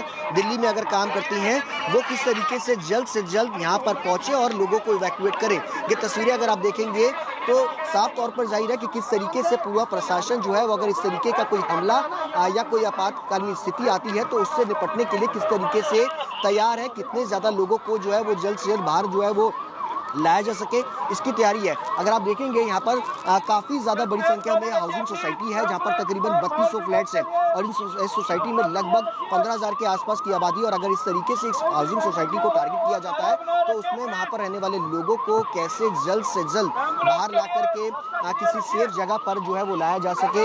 इसके अलावा मैं तस्वीरें आपको दिखाऊंगा कि सिविल डिफेंस, दिल्ली पुलिस और फायर की टीम के साथ साथ एनसीसी कैडेट जो है उनकी भी यहाँ पर मदद देने की कोशिश जो है वो की जा रही है, ताकि लोग अगर घरों में हैं तो उनको सेफली सीढ़ियों के रास्ते, लिफ्ट के रास्ते किसी तरीके से भी जो है वो जल्द से जल्द बाहर लाया जा सके और उनको सेफ जगह पर लेके जाया जा सके। एक के बाद एक एम्बुलेंस और सायरन की आवाज़ जो है वो यहाँ पर आपको नजर आएगी। हालांकि ये पैनिक होने की सिचुएशन नहीं है, लेकिन अगर इस तरीके की स्थिति आती है तो उससे कैसे निपटा जाए और उसमें कितनी समझदारी के साथ अपनी आप जान जो है वो दूसरों की जान भी जो है वो बचा सके, इसकी तैयारी जो है वो प्रशासन की टीम की तरफ से की गई है। आप देख सकते हैं ड्रोन के जरिए यहाँ पर पूरी हाउसिंग सोसाइटीज़ में जो लोग रह रहे हैं, अगर वो फंसे हुए हैं, उनको किस तरीके से बाहर लाना है, इसकी भी पूरी तैयारी जो है वो प्रशासन की तरफ से यहाँ पर की गई है। अगर आप देखेंगे तो डिस्ट्रिक्ट एडमिनिस्ट्रेशन की जो टीम है वो लगातार यहाँ पर तमाम अधिकारियों के साथ बातचीत। मैं आपके पास वापस फिर आती हूँ। I want to cut across right now to Shreya, who's joining us from Delhi, Kent. Once again, national capital, over to you. Preeti, we are at Delhi Camp. This is category 1. You can see how people in the mock drill have been evacuated from the building. First aid has been given. This was the first round of exercise that was done, and now you see that a team of the NCC, Civil Defense and the fire services, they are moving in to further evacuate people who are stuck inside this building. Now the mock exercise that is being carried over here is of a building that has come under an airstrike, and this is just to understand the preparedness of the entire system. One by one, after evacuation is done, they also go in to check, and that's exactly what you see the fire services team right now being done. The siren is still being sounded. It is within this time that they will have to ensure that they check the building, because in a time of an airstrike, it's also an untoward situation of an entire building collapse. So they will have to give a timely response. That is exactly what the mechanism on the ground is right now. Checking once again for our viewers, this is just a mock drill. There's nothing to worry about it. All you can see over here, all these people on the ground, what it really means is that India is prepared if at all there is an untoward situation. This is the first round of exercise that is being done in this mock drill. At 6:30, we will see the blackout exercise also being carried out from here. All right, so that's Shreya. She is in a Kendra Vidyalaya, a school at Delhi, Kent, national capital. It's category 1 in terms of where a heightened threat perception is concerned. Before we go to any other reporter, viewers, if you're tuning into this and you sense panic, please don't. This is only for your own good. It's preventive right now. This is just a mock drill.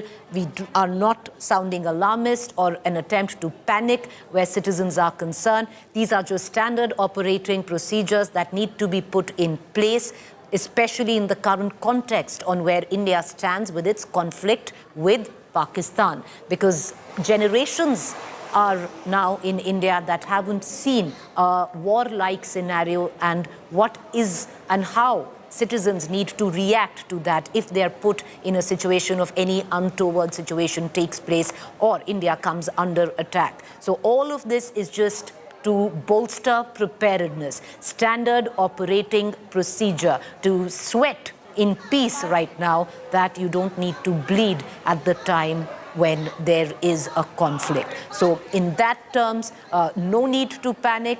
These are all images of mock drills that are taking place across the country. They are pre-planned. This is not reactionary to what happened last night. I want to cut across right now to once again to my colleagues Piyush, who's still with us, as well as Sushant Mehra, where civil defense exercises continue to take place later on. At about 6:30 onwards, Piyush, there will be blackout exercises. So, you know, how we need to stage a complete blackout in case, just in case, we are faced with air raids. Absolutely, Preeti. And like you rightly mentioned, once again for viewers, that this is only a mock drill exercise which is being carried out across the country in various states. And this is taking place after the, the directions those were issued by Ministry of Home Affairs. We are right now here at NDMC building in Palika Bazaar area where the mock drill is in its last leg. The Delhi police officials can be clearly seen standing here.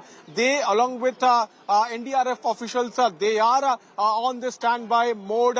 If any kind of misadventure happens, how to react, what kind of techniques have to be adopted, this is all being showcased here. So you can see as to how different equipments of firefighting, of fighting during the disaster have been brought here. Also, we have a group of civil defense volunteers who a couple of minutes back were also taking part in mock drill exercise, and they were showcasing as to how to react, how to perform their duty if there is any kind of attack or if there is kind of a disaster takes place. So here, the preparations are in the last leg where NDRF officials can also be seen going inside the building, and this here they are showcasing that if a fire erupts here, fire breaks down, then how to react, what kind of techniques have to be adopted, how to evacuate people. We also saw as to how air sirens were blown, and soon after that, each and every component of this entire drill, they swung into action, and everybody did their job. So here, let us also tell to our viewers that soon after evacuating the officials from this building, they were brought here at the makeshift tent. The officials here from NDRF and Delhi Fire Service, they erected a tent here during this exercise, and this is the place where injured are being brought up, and they are given the primary aid, first aid here at this very tent. And if any person gets injured severely, then he or she is taken to a nearby hospital, and that's why ambulance is also parked there. So different techniques, steps have been taken to carry out this mock drill here at Palika NDMC building here at Palika Center, and this is only a part of exercise. Mock drill exercise which is being carried out. We can see NDRF officials, Delhi police officials, civil defense volunteers, they all were swung into action soon after the air sirens were blown. So now they are in their last leg of this mock drill exercise, and you can see how different equipments were brought in here immediately to carry out evacuation plan if any kind of misadventure happens, and if any kind of attack or any kind of disaster happens, and how to act, what to do, what kind of actions need to be taken. All these things were shown during the mock drill exercise. We'll also try to get in a word from NDRF officials and understand about this entire exercise. Sir, इस exercise के बारे में बता दीजिए क्या क्या steps आप लोगों ने follow किए? हमारी टीम पहले मोबिलाइज हुई है, उन्होंने स्टेजिंग एरिया लगाया। जैसे इंसिडेंट कमांडर से खबर मिली है कि अंदर विक्टिम फंसे हुए दबे हुए, तो हमारी टीम ने रिस्पॉन्स किया है, गार्बेज वगैरह को हटाया गया है, विक्टिम को स्टेबलाइज किया, फिर एम्बुलेटरी किया गया। इस एक्सरसाइज में क्या क्या स्टेप्स फॉलो किए गए सर, और इसका फायदा क्या हो सकता है? इस एक्सरसाइज का मेन मकसद है पब्लिक को अवेयर करना। कोई कंटिजेंसी पड़ने पे पब्लिक अवेयर रहेगी तो जल्दी से जल्दी अपना रिस्पॉन्स दे पाएगी। तो कैसा यहाँ पर आपको रिस्पॉन्स मिला? वो तो आप लोग बताएंगे ना। नहीं, आप इसमें आप लोगों ने ये जो इक्विपमेंट्स लाए हैं, इसको लाने में, इस एक्सरसाइज को पूरा करने में टाइम कितना लगा, कितनी देर में आप लोग कर पाए? ये हमारी SOP है, हमारा काम ऐसे होता है। हमारी टीम पहले इंसिडेंट साइट पे पहुंचती है, अपना सामान लेआउट करती है, फिर इंसिडेंट कमांडर से सूचनाएं करती है। So I'm going to come right back to you, Piyush. A proper SOP, standard operating procedure, something viewers that should actually be done in a routine fashion, keeping in keeping it aside whether we are at peace or in conflict. I want to cut across to Shreya. Shreya, I want to pull you in because what we witnessed till now have been civic defense drills, mock drills that have taken place across the country. Later on, post-sunset, 6:30 onwards, we're going to see another set of drills, which is on how citizens need to react and act in case there is a siren for a blackout, in case there are air raids. Well, absolutely, Preeti. You're also here on the last leg of the preparation of a mock drill that was taken place in case of a building collapse in an airstrike situation. You can see the individuals over here who were brought inside from the collapsed building. These show the minor injuries, because of which a medical camp has also been set over here. These are all part of the preparedness, the exercise that has been taken. All right, let's cut across to the Defence Minister Rajnath Singh speaking right now. General Upendra Dwivedi, Chief of Army Staff, Sri Rajesh Singh ji, Defence Secretary, Lieutenant General Raghu Srinivasan, DG Border Roads, BRO के सभी कर्मयोगी एवं देवियों व सज्जनों, आप सभी जानते हैं कि आज हमारे प्रधानमंत्री जी के मार्गदर्शन में हमारे भारत की सेना ने हम सभी भारतवासियों का मस्तक ऊंचा किया है।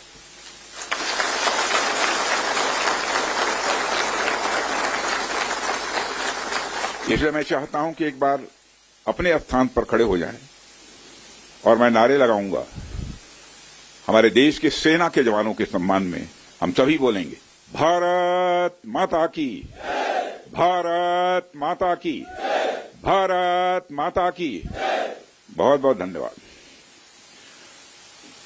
साथियों, जैसी कि आप सबको जानकारी है कि कल रात हमारी भारतीय सेनाओं ने अपने अद्भुत शौर्य और पराक्रम का परिचय देते हुए एक नया इतिहास रच दिया है। साथियों, भारत की सेना ने सटीकता, सतर्कता और संवेदनशीलता के साथ कार्रवाई की है। हमने जो लक्ष्य तय किए थे उन्हें ठीक समय तय योजना के अनुसार सटीकता से उन्होंने ध्वस्त किया है और किसी भी नागरिक ठिकाने, सिविलियन पॉपुलेशन को जरा भी प्रभावित न होने देने की संवेदनशीलता भी हमारी सेना ने दिखाई है।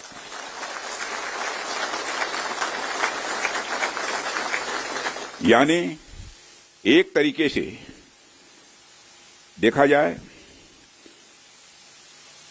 तो हम कह सकते हैं एक तरीके की सटीकता, सतर्कता और मानवीयता यह हमारी भारत की सेना के जवानों ने दिखाई है,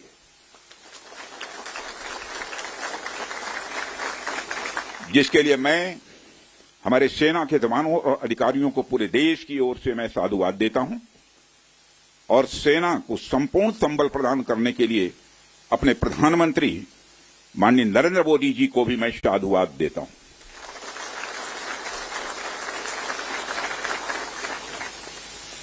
मित्रों, हमने हनुमान जी के उस आदर्श का पालन किया है जो उन्होंने अशोक वाटिका उजाड़ते समय किया था, जिन मोहि मारा तिन मोहि मारे।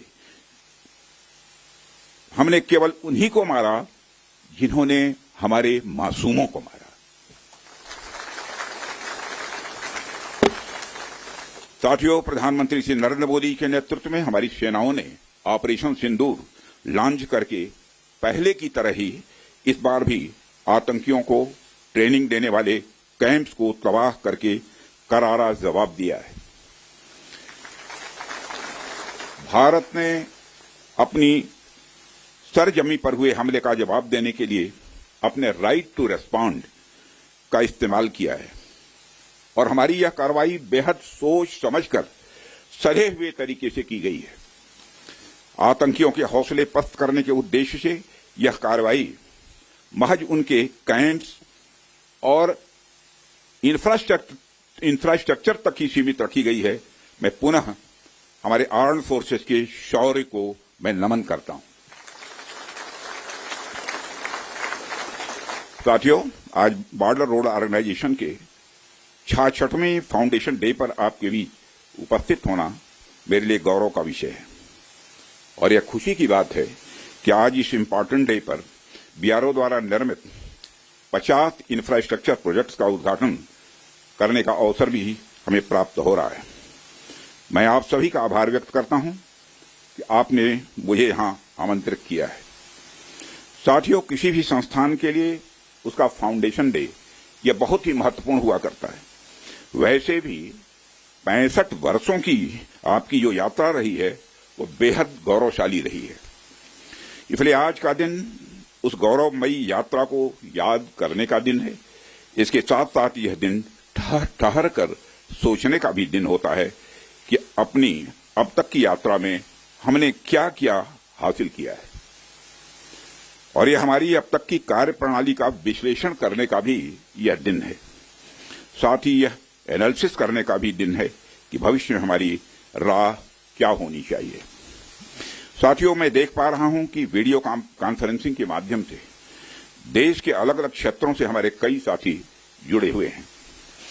अक्सर हम उद्घाटन के अवसर पर बड़ी बड़ी संस्थाओं का और बड़ी बड़ी एजेंसीज का नाम तो लेते हैं, परंतु ऐसे कई कर्मयोगी हैं जो पर्दे के पीछे रहकर काम करते हैं। किसी प्रोजेक्ट को पूरा करने में उनका योगदान भी बेहद महत्वपूर्ण होता है। इसलिए मुझे लगता है कि आज का दिन उनके योगदान को एक्नॉलेज करने और एप्रिशिएट करने का भी दिन है। साथियों, आज जम्मू कश्मीर, लद्दाख, सिक्किम, मिजोरम, अरुणाचल प्रदेश, पश्चिम बंगाल और राजस्थान में कई प्रोजेक्ट्स का उद्घाटन हुआ है। कहने को तो यह सारे फिजिकल इंफ्रास्ट्रक्चर हैं, लेकिन मैं इन्हें सिर्फ फिजिकल इंफ्रास्ट्रक्चर ही नहीं समझता। हमें जो सड़कें दिखती हैं, जो पुल दिखते हैं, वह सिर्फ दो स्थानों को जोड़ने वाले नहीं होते हैं, बल्कि वह लोगों के दिलों को जोड़ने वाले होते हैं। इन प्रोजेक्ट से राष्ट्रीय सुरक्षा को तो मजबूती मिलती ही है, साथ ही साथ यह प्रोजेक्ट इन सभी रीजन्स को इकोनॉमिक प्रॉस्पेरिटी को भी बढ़ावा देते हैं। यह तमाम प्रोजेक्ट इन क्षेत्रों में ट्रांसपोर्टेशन, टूरिज्म और इकोनॉमिक एक्टिविटी को बढ़ावा देंगे, जिससे निश्चित रूप से यहाँ के निवासियों की आय में वृद्धि होगी, उनकी क्वालिटी ऑफ लाइफ में भी इम्प्रूवमेंट होगा और इन क्षेत्रों में समृद्धि आएगी, यानी प्रॉस्पेरिटी आएगी। साथियों, मुझे बताया गया कि आज जिन इंफ्रा प्रोजेक्ट्स की शुरुआत की गई है, इनकी टोटल कॉस्ट लगभग 1900 करोड़ रुपए के आसपास की है। मुझे लगता है कि यह केवल उनकी नॉमिनल वैल्यू पर है। इसकी असली वैल्यू है वह तो हम आंक भी नहीं सकते। इन सड़कों के माध्यम से जब कोई बच्ची स्कूल जाएगी और अपना भविष्य बनाएगी, तो उसके इम्पैक्ट का आकलन भी हम नहीं कर सकते। इन ब्रिजेज के माध्यम से जब यहां एम्बुलेंसेज दौड़ेंगी और समय पर लोगों को इलाज होगा, उसकी वैल्यू को भी नहीं आंका जा सकता है। जब इन सड़कों के माध्यम से विभिन्न संस्कृति के लोग आपस में जुड़ेंगे या फिर एक दूसरे से जो कुछ सीखेंगे, उसकी वैल्यू कोई भी आंक नहीं सकता है।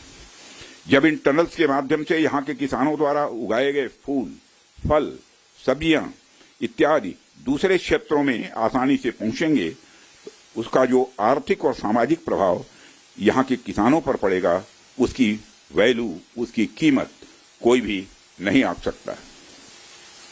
साथियों, मैं इन प्रोजेक्ट्स की डिटेल देख रहा था। मैंने देखा कि इनमें छोटे से लेकर बड़े रोड्स, टनल्स और ब्रिजेज हैं। कुछ मीटर से लेकर सैकड़ों किलोमीटर तक इनकी लंबाई है। हालांकि उनकी लंबाई से कोई खास फर्क नहीं पड़ता है। कोई पुल अगर छोटा है, कोई सड़क यदि छोटी है, तो इससे कोई खास फर्क नहीं पड़ता, क्योंकि दुनिया की लंबी से लंबी जो यात्राएं होती हैं, वह सिर्फ एक छोटे से रास्ते से ही शुरू होती हैं। इसलिए इन प्रोजेक्ट्स की कीमत, इनकी वैल्यू सिर्फ इस बात से नहीं आंकी जा सकती क्या फाइनेंशियली या फिजिकली कितना बड़ा प्रोजेक्ट है और यह कितना छोटा प्रोजेक्ट है। असल में इनकी असली कीमत इस बात से है कि यह कितने परिवारों को जोड़ रही हैं, कितने लोगों की संस्कृति को, उनके रहन सहन को आपस में करीब ला रही हैं, कितने लोगों की आर्थिक और सामाजिक समृद्धि, इकोनॉमिक और सोशल प्रॉस्पेरिटी में अपना ये योगदान दे रही हैं। यह प्रोजेक्ट लोहे, कंक्रीट या कोलतार से बनी हुई एक संरचना भर नहीं है, बल्कि यह एक कमिटमेंट है, यह एक प्रतिबद्धता है सीमावर्ती क्षेत्र के विकास का। यह एक रिजॉल्व है, यह एक संकल्प है बॉर्डर एरियाज में क्वालिटी इंफ्रास्ट्रक्चर बिल्ड करने का। यह एक दृढ़ निश्चयता का डिटर्मिनेशन है लोगों के दिलों को जोड़ने का। इसलिए मैंने कहा कि ये प्रोजेक्ट्स इनवैल्यूएबल हैं, इनकी कीमत का आकलन नहीं किया जा सकता। साथियों, प्राचीन काल से ही मार्ग मानव सभ्यता के विकास में बड़ी महत्वपूर्ण भूमिका निभाते आए हैं। मार्गों की महत्ता हमारे इतिहास में हमेशा से रही है। जब आप मानवता का इतिहास पलट कर देखेंगे। All right, the defense minister speaking there. With that, I'm going to cut into a quick break. To stay with us on the other side. News and updates continue.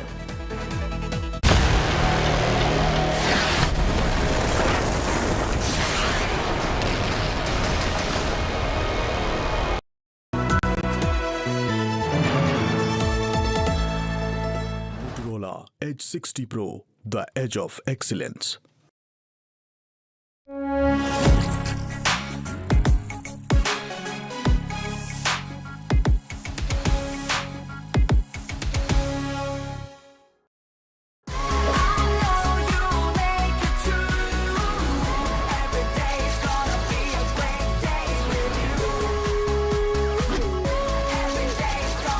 Motorola Edge 60 Pro.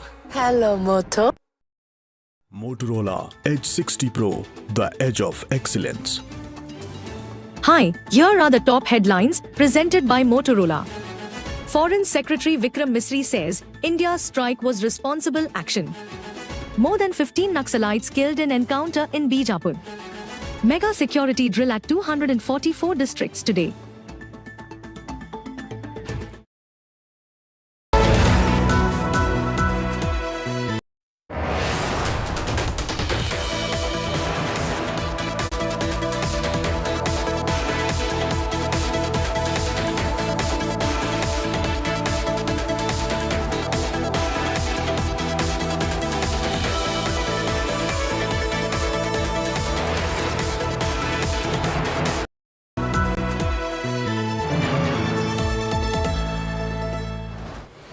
While covering news, there is no room for fluff. No distractions. No dodging the truth.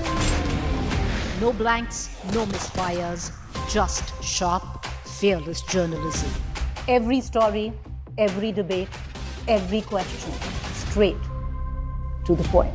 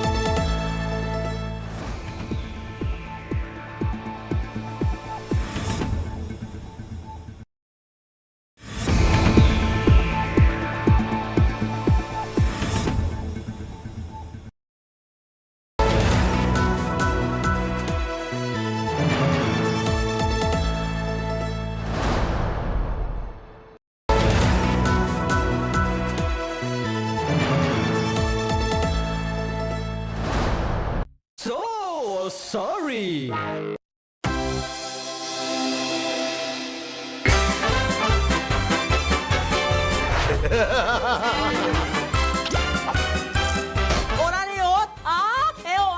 Ui, aja.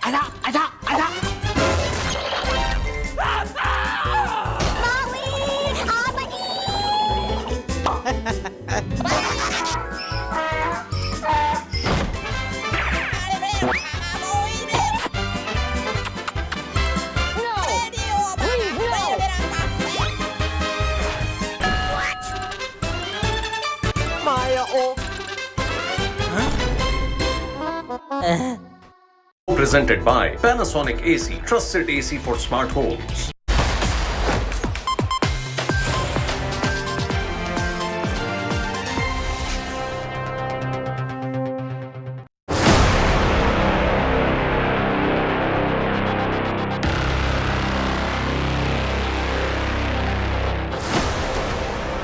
India strikes back.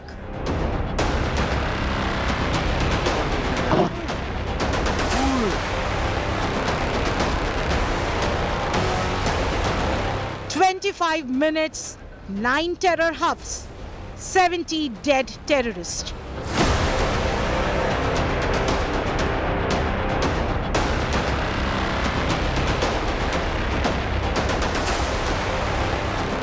Pakistan blindsided by Indian forces.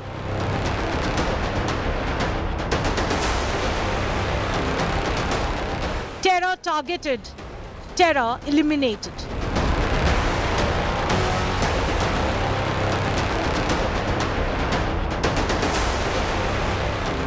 Jaish Lashkar headquarters in ruin and rubble. India's Operation Sindoor.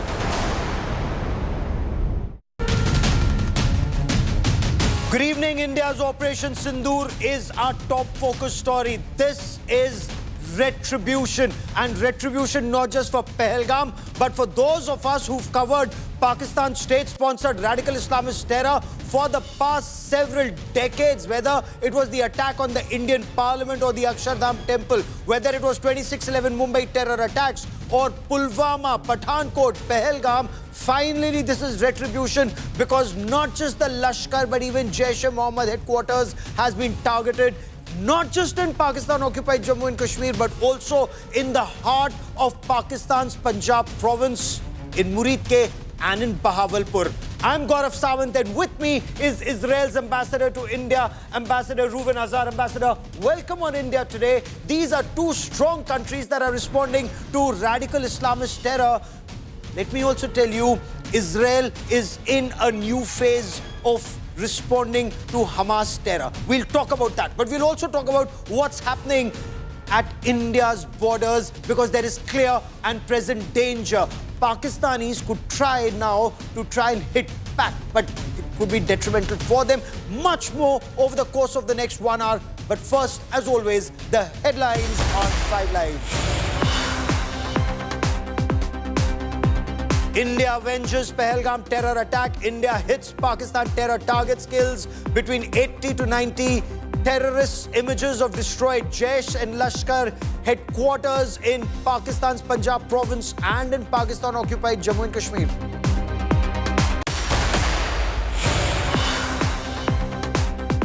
India targets Lashkar headquarters in Muridke and Jaish-e-Mohammed headquarters in Bahawalpur. Jaish chief, the Maulana of terror, Masood Azhar, loses 10 members of his family in the strike, says he wishes he were dead.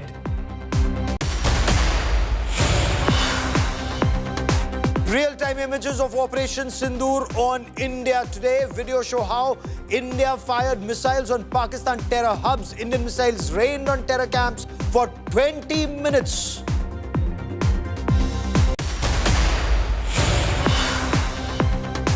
Prime Minister Narendra Modi chose the name Operation Sindoor, Op Sindoor, named to avenge Pahalgam widows. The Prime Minister's message will avenge all atrocities one by one.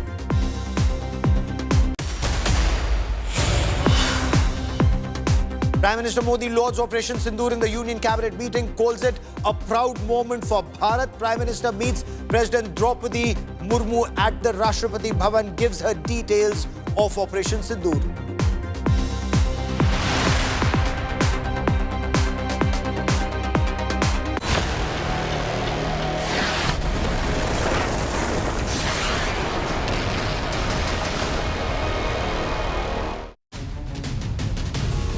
This was a never-seen-before assault on terror by India.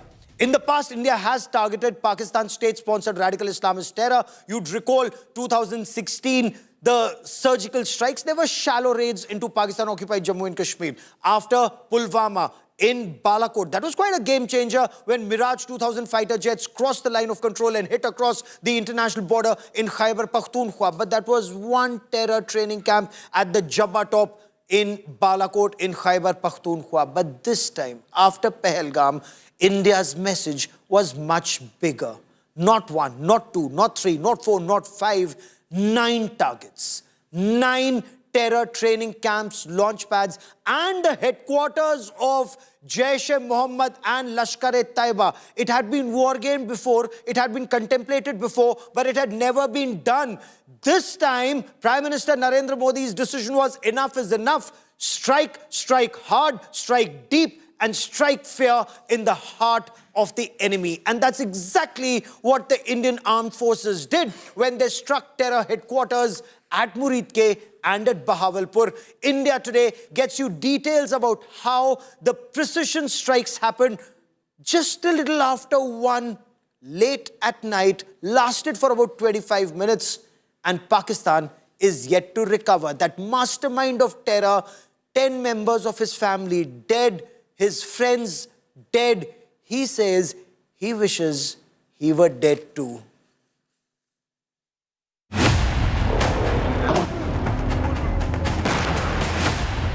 India avenges terror.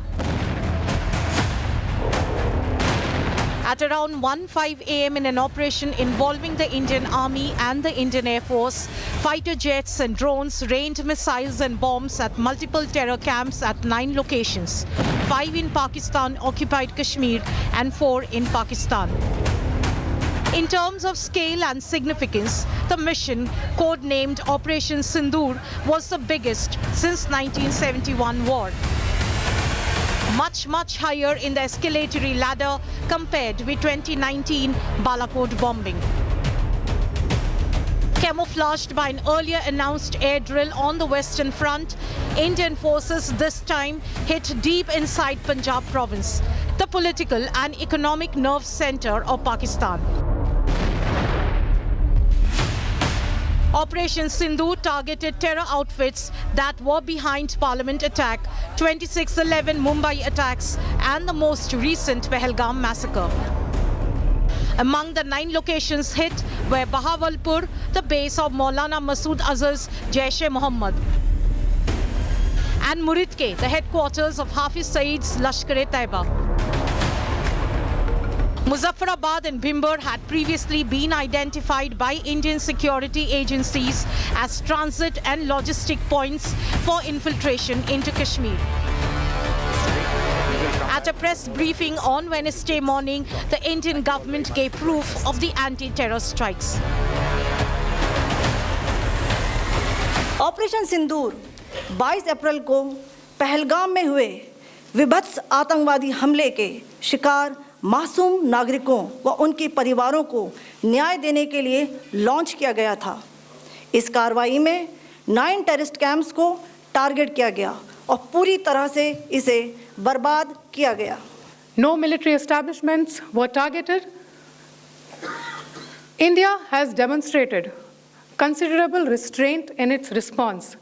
However, it must be said that the Indian Armed Forces are fully prepared to respond to Pakistani misadventures, if any, that will escalate the situation. The operation that started around 1:05 a.m. ended at 1:30 a.m., lasting 25 minutes. At 1:57 a.m., Pakistan confirmed the Indian attack. By 2:40 a.m., Pakistan began its retaliation, violating the ceasefire on the line of control. While the operation was extensive, no Pakistani military installations were targeted. Earlier this morning, as you would be aware, India exercised its right to respond and preempt, as well as deter more such cross-border attacks. These actions were measured, non-escalatory, proportionate, and responsible.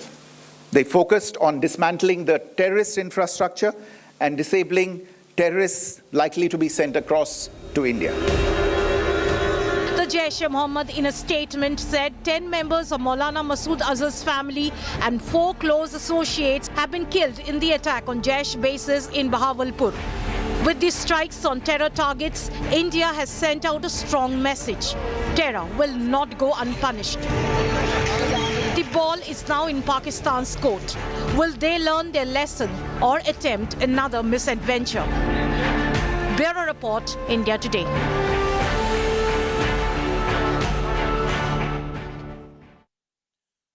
Will Pakistan learn a lesson or will Pakistan attempt another misadventure? With me on this special broadcast is Ambassador Ruwan Azhar, Israel's ambassador to India. You've been watching how India is battling this radical Islamist terror. We've been watching how Israel's battling Hamas and Hezbollah and Houthi rebels and a lot of other radical Islamist forces in your region. What do you make of India's strikes in the heart of Lashkar-e-Taiba and Jaish-e-Mohammed in Pakistan and Pakistan-occupied Jammu and Kashmir, sir? Gaurav, it's only natural that India would take action to defend itself in the backdrop of this terrible attack that targeted civilians in the most atrocious way. Terrorism cannot be tolerated, and the fact that India took action, it is according to its right for self-defense, which Israel supports. So Israel supports India's right to self-defense. The manner in which India pinpointed targets, Lashkar-e-Taiba headquarters, Jaish-e-Mohammed headquarters. Why I ask you, Ambassador? Because India and Israel have bled together at the hands of Lashkar-e-Taiba. The 26/11 Mumbai terror attacks that I covered, including at the Jewish Chabad house, where lives were lost. And Lashkar and Pakistan's state-backed terror had planned it to the T. Is this retribution? Does this deter those radical Islamist forces in your appreciation? Well, although there are similarities between the situation in our region and the situation in this region, at the end of the day, it is the responsibility of each government to exercise the right to self-defense and to make the right calculations in order to decide what is required to be done and how it's going to be done. We are not part of this conflict, and we completely trust the Indian government to take action as it sees fit in order to defend ourselves. When it comes to Israel, there's no doubt that we suffer from the same problem, that the terrorists are actually becoming more and more violent and atrocious. And you know what? This is probably because both India and Israel are successful countries. And as much as we succeed economically, security-wise, militarily, foreign policy-wise, the gap is increasing between our success and their failure. And that's the reason why they target us. They cannot match up to us, so their attempt is to bring us down.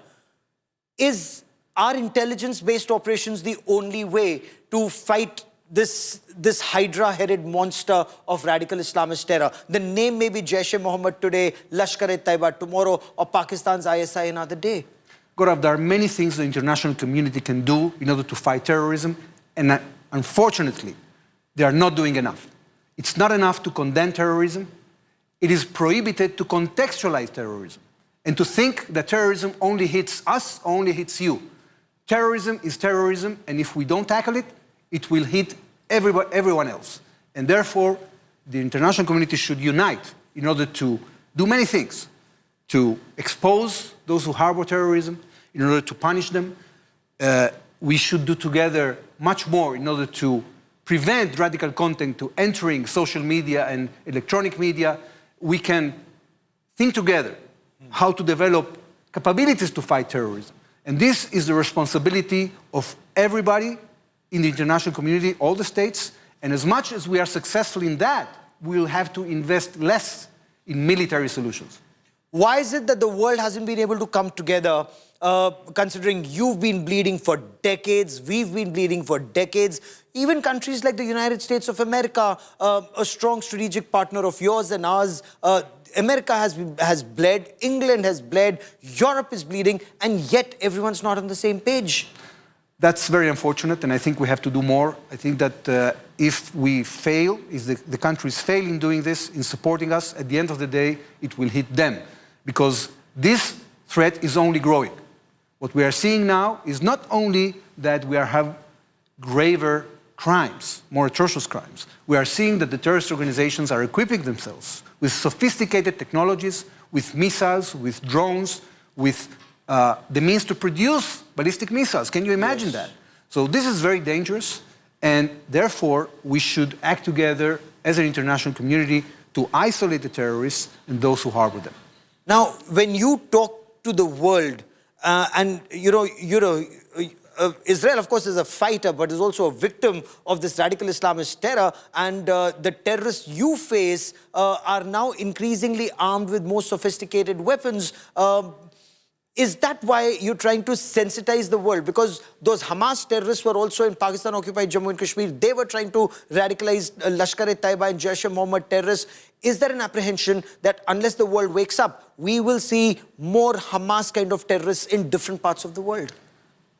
As much as we have hit Hamas, there's no doubt, and we have to recognize that in the eyes of many terrorist organizations in the world, what Hamas did on the 7th of October inspired them. And this is very dangerous.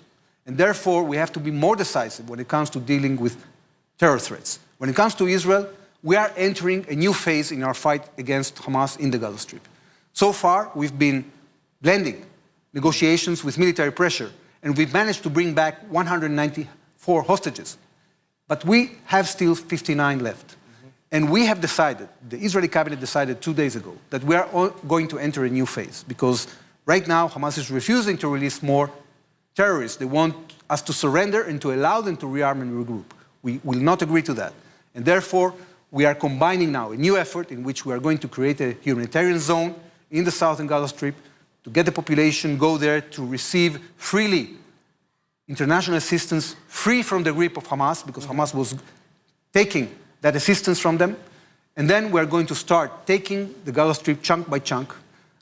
Hamas can avoid all this if they give us the hostages now and if they give up their weapons. Israel is not interested in the Gaza Strip. We are interested, and this is what we will achieve eventually.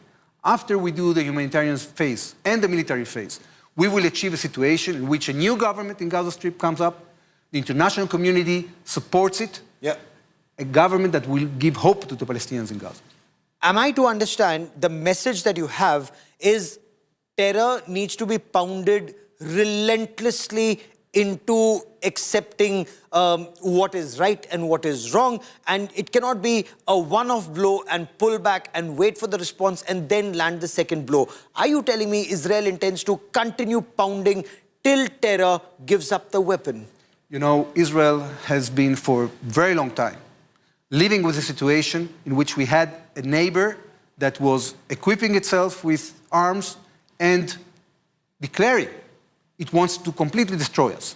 And this is what they attempted to do on 7th of October. And therefore, the Israeli public, the Israeli state, the Israeli public opinion is not going to tolerate anymore the existence of Hamas in the Gaza Strip. And that's why our cabinet took a decisive measure to get to a situation in which we can get rid of Hamas, bring back hostages, and create a new reality in the Gaza Strip, and that's what we're going to do.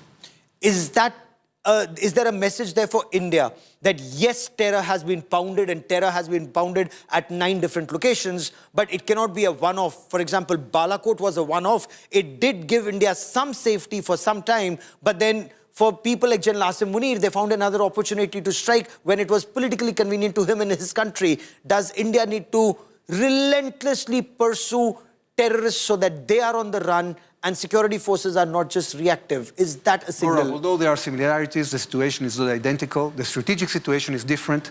Each government bears the responsibility to deal with the situation, and I'm sure that the Indian government has the tools, the capabilities, does know how to have the risk assessment and what to do. And we trust India to exercise its rights of self-defense without our advice and without our interference. What kind of cooperation do India and Israel have in counter-terror operations, in high-end technology to stay a step ahead of terrorists, and especially terrorists that are backed by states? Well, we are cooperating in many ways in order to increase joint capabilities to deal with future threats. And one example is what we are doing together in missile defense. In our region, the terrorist organizations are equipped with very advanced missiles and rockets. And we have to get prepared both for terrorist threats and other threats, and therefore India and Israel are together developing solutions when it comes to self-defense in the aerial defense. So this is one example.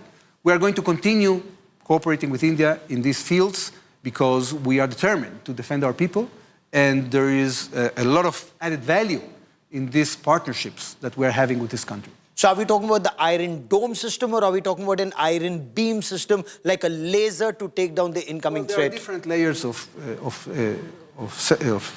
air defense. And today, for example, this morning, I gave an introductory speech at the MRSAM conference, which is a project between IAI and DRDO, in which they developed together a solution for medium-term missiles. Surface-to-air missile. So this is just one example. We are working on many fields. We're going to continue doing that.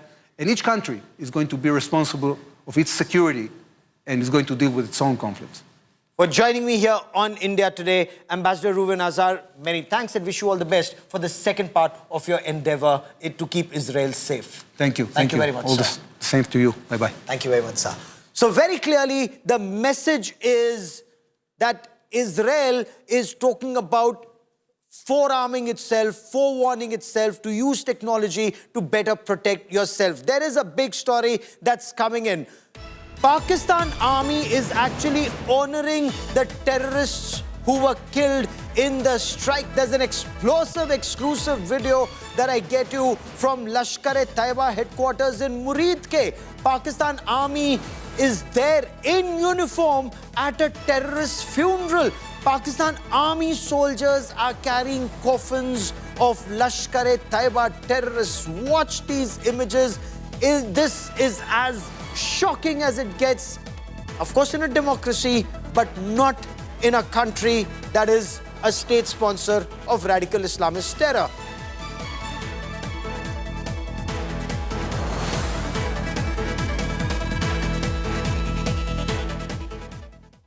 So you saw images of those funerals. Now I want to get you some details of Operation Sindoor, how Operation Sindoor was mounted and how it's different from any other operation that had been undertaken in the past, and how it started from Savai Nala to Sarjal. And I'm showing you some of the places that were targeted. I'm showing you some of these videos. Muridke, one of the biggest strikes by government of India till date in a war on terror. Muridke is the headquarters of Lashkar-e-Taiba. That was targeted. Watch this image that we get you of Kotli. Kotli, south of Pir Panjal, in the opposite the Rajouri Punch area. Again, was a very prominent terrorist launchpad and training center. You're watching images of Kotli. I now want to get you images of Bahawalpur. Remember, 9 places have been targeted by Indian armed forces to respond to Pakistan's state-sponsored terror. That's Kotli Gulpur that once again was targeted. Kotli Gulpur in Pakistan-occupied Jammu and Kashmir.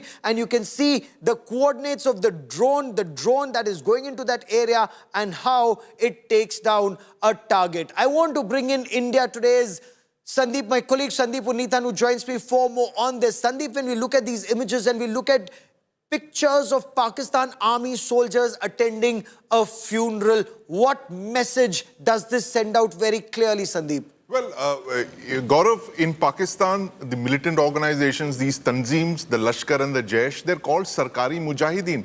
It's an open secret that they are actually paramilitary organizations of the state.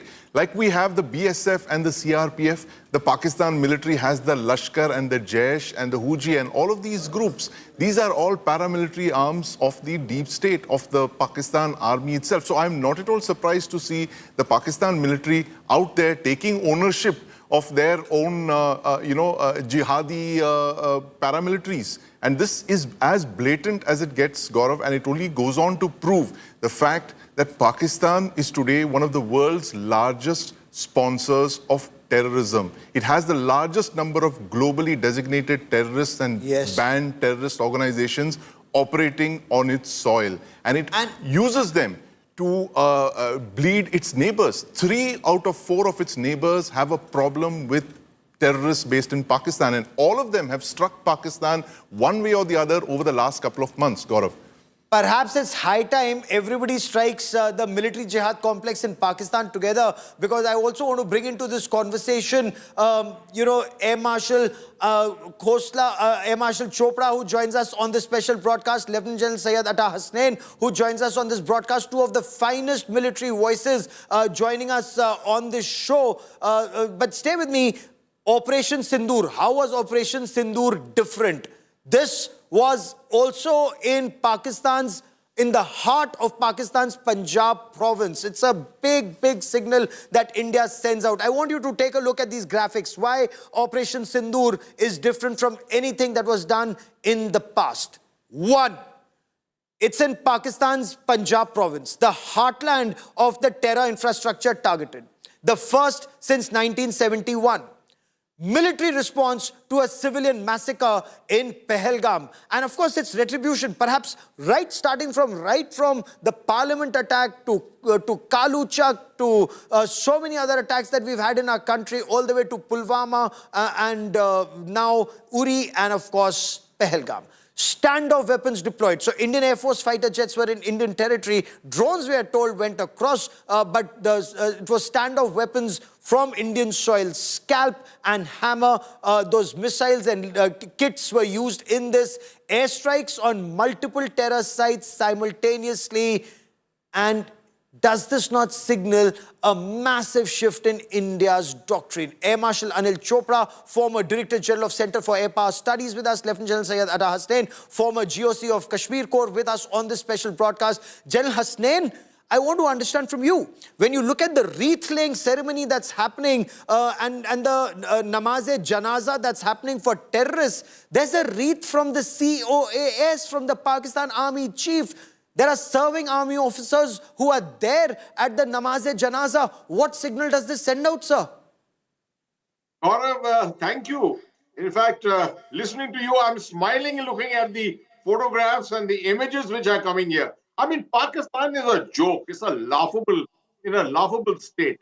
A regular army, a regular Commonwealth army, which fine tradition, is now stooping down to this level where they are actually attending not only attending the funerals, but conducting the funerals in with military honors virtually. I mean, this is something which is unheard of in the world anywhere. And I think this is a great amount of evidence which is coming in front of us. This is what India should be presenting to the international community everywhere. And look at this army here. It's in complete support of the terrorists. Everyone knows that these organizations are terrorist organizations. They are banned organizations. But yet in the country, they are flourishing comfortably there. So this is obvious that this is such an awkward thing that is actually for the Indian army, someone from the Indian army, it's a laughable sight to look at. It indeed is. And I want to talk about the might of the Indian armed forces, the manner in which the precision strikes were carried out, before I bring in Air Marshal Chopra into this conversation. Look at the timeline also on the visuals. Exactly at 1:05 in the morning, till 1:30 in the morning, India launched multiple missile strikes on 9 Pakistani terror training camps. We are told 24 missiles were fired in 25 minutes. Just imagine the speed, the skill, the scale, and the precision with which the threat was neutralized. What we're also being told is initial intelligence assessment is 80 to 90 Pakistani terrorists were eliminated, especially at the 2 headquarters of Lashkar-e-Taiba and Jaish-e-Mohammed at Muridke and at Bahawalpur, of course also at the terror launchpads and training centers. At 1:28 a.m., Pakistan Army had put out a post. We're told the army had put out a post. This was own army, ready to attack, trained for victory. At 1:51, own army put out and it declared Pahalgam terror attack, justice served. 1:57 a.m., Pakistan finally woke up to it, or reacted to it finally, confirming that there had been a series of strikes by Indian forces. At 2:40 a.m., Pakistan resorted to escalation. It went up the escalation ladder, from small arms being used in ceasefire violations to heavy artillery being used across the line of control. Both sides of Pir Panjal, especially south of Pir Panjal in the Poonch, Rajouri, Mender areas on our side, the firing happened from the Pakistani side. At 2:47 a.m., the air defense system was activated all along the borders, and at 3:11 a.m., heavy shelling reported, and this time it was north of Pir Panjal in the Uri sector. At 13 minutes past 3 in the morning, the National Security Advisor of India, Ajit Doval, he briefed his US counterpart, the National Security Advisor of the United States of America, Marco Rubio, on the strikes that India had carried out. At 3:16 a.m., Lahore, Sialkot airports, they were shut down for the next 48 hours because Pakistan by then was spooked and panicking. It perhaps expected more strikes. At 3:22 a.m., flights to Islamabad and Lahore were cancelled by Pakistan. Now, I want to bring in Air Marshal Chopra into this conversation on the strikes and the messaging. Air Marshal Chopra, for the benefit of our viewers, explain to us the role that was played by the Indian Air Force in these strikes, because many say in 2019 at Jabba Top, at Balakot, when one terrorist camp had to be targeted, you had 12 Mirage 2000 fighter jets that went in, and a much larger package of Su-30 MKIs and other fighter jets were up in the air, protecting the skies, ensuring total safety for this package. That was one terror camp that was targeted. This time there were 9. Explain to us how this operation was conducted, sir. Gaurav, unprecedented, new level, 9 targets, 24 missiles stroke loiter munitions. Huge. First time a joint operation, all 3 services involved in this particular strike, mostly by the Army and the Air Force. Surface to surface, air to surface missiles, and of course, as I said, loitering munitions. Huge. This is just stage 1. You know that 9 terror camps, 5 in POK and 4 in Punjab have been struck. You know, much larger numbers of targets have been identified.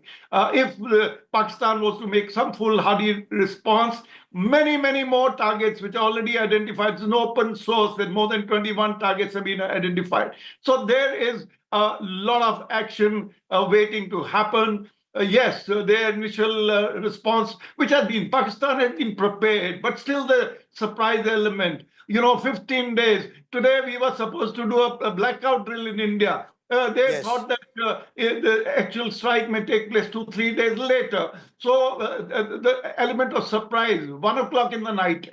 Pakistan was, of course, prepared, but, you know, India did not cross, the aircraft didn't cross the LOC or the border this time, and they used precision weapons. You already spoken about the scalp, the hammer, you know, and some of the other munitions that have been used against the target. So there is a unprecedented, you know, response, and shelling on the border. You know, of course, they have initiated, but across the LOC, we have given an appropriate response, and more can happen. Of course, we are all waiting. It's interesting you're saying more can happen. And if you were to read between the lines, like Sandeep Unnithan and I were attempting to do, and we want your guidance, you and General Atta Hasnain, for more on this.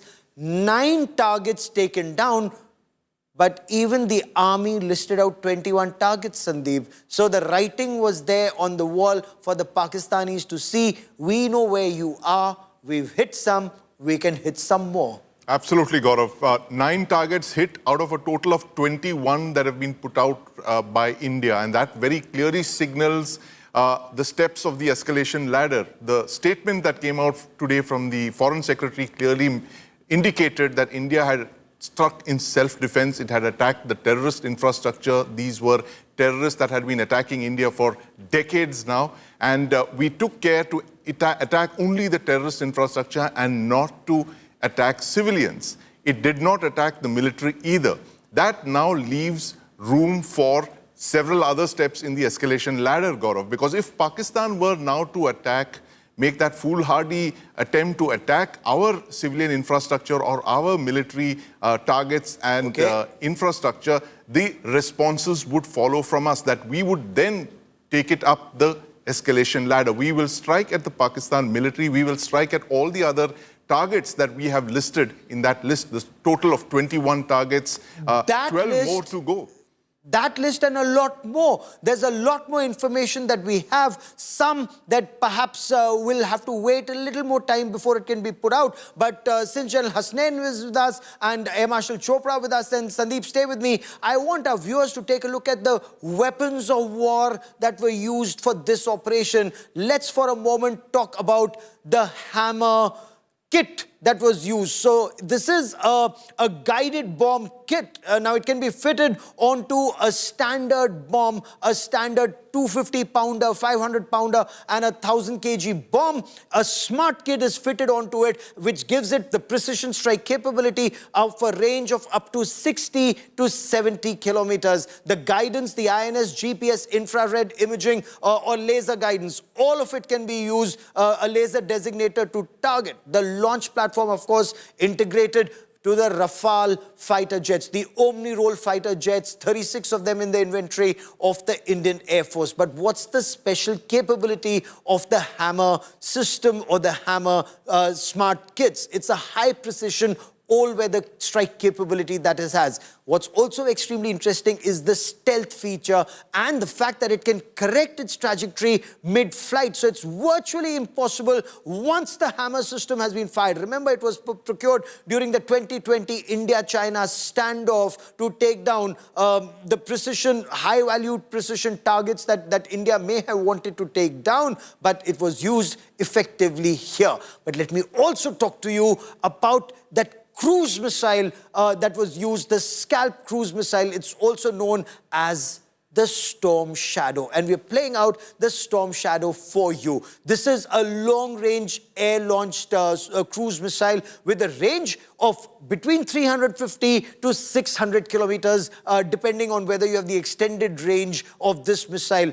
The warhead, 450 kilogram broach warhead is what this weapon system has. Again, compatible to be launched from the Rafale fighter jets. It can penetrate, and the best thing about it, and I will show you the images of that Bahawalpur Subhanallah mosque, because when you look at those images, you will know what I'm talking about. This has a two-stage detonation. The first stage is when it penetrates a hard top. It's like a bunker buster. It penetrates, and then when it goes underneath, it can explode. It then explodes. So that's the two stages. So it can take down a bunker. It can take down a fortified structure. Again, the stealth features, very difficult to detect on the radar. It's also, it flies so close to the surface of the earth, almost impossible for the radar to catch this. Once again, I want to bring in Air Marshal Chopra into this conversation. Air Marshal, you saw those pictures of that Bahawalpur madrasa that had been taken down, the headquarters of Jaish-e-Mohammed. If we had the Scalp system, way back in 2019, if we had the hammers, after Balakot, all that was said, proof kahan hai? This time, the Pakistanis are saying, dekh lo proof, that Maulana of terror, Masood Azhar, says he wished he were dead. Yeah. Gaurav, let me add to what you have already said about Scalp and the Hammer, which, that we acquired. Actually, the acquisition process started immediately after we inducted the Rafale, and as you mentioned, after 2020, it got accelerated and it came. Scalp was already there. Scalp is a cruise missile, follows the terrain, you feed in the coordinates. Thereafter, she's autonomous. She has various ways of navigating.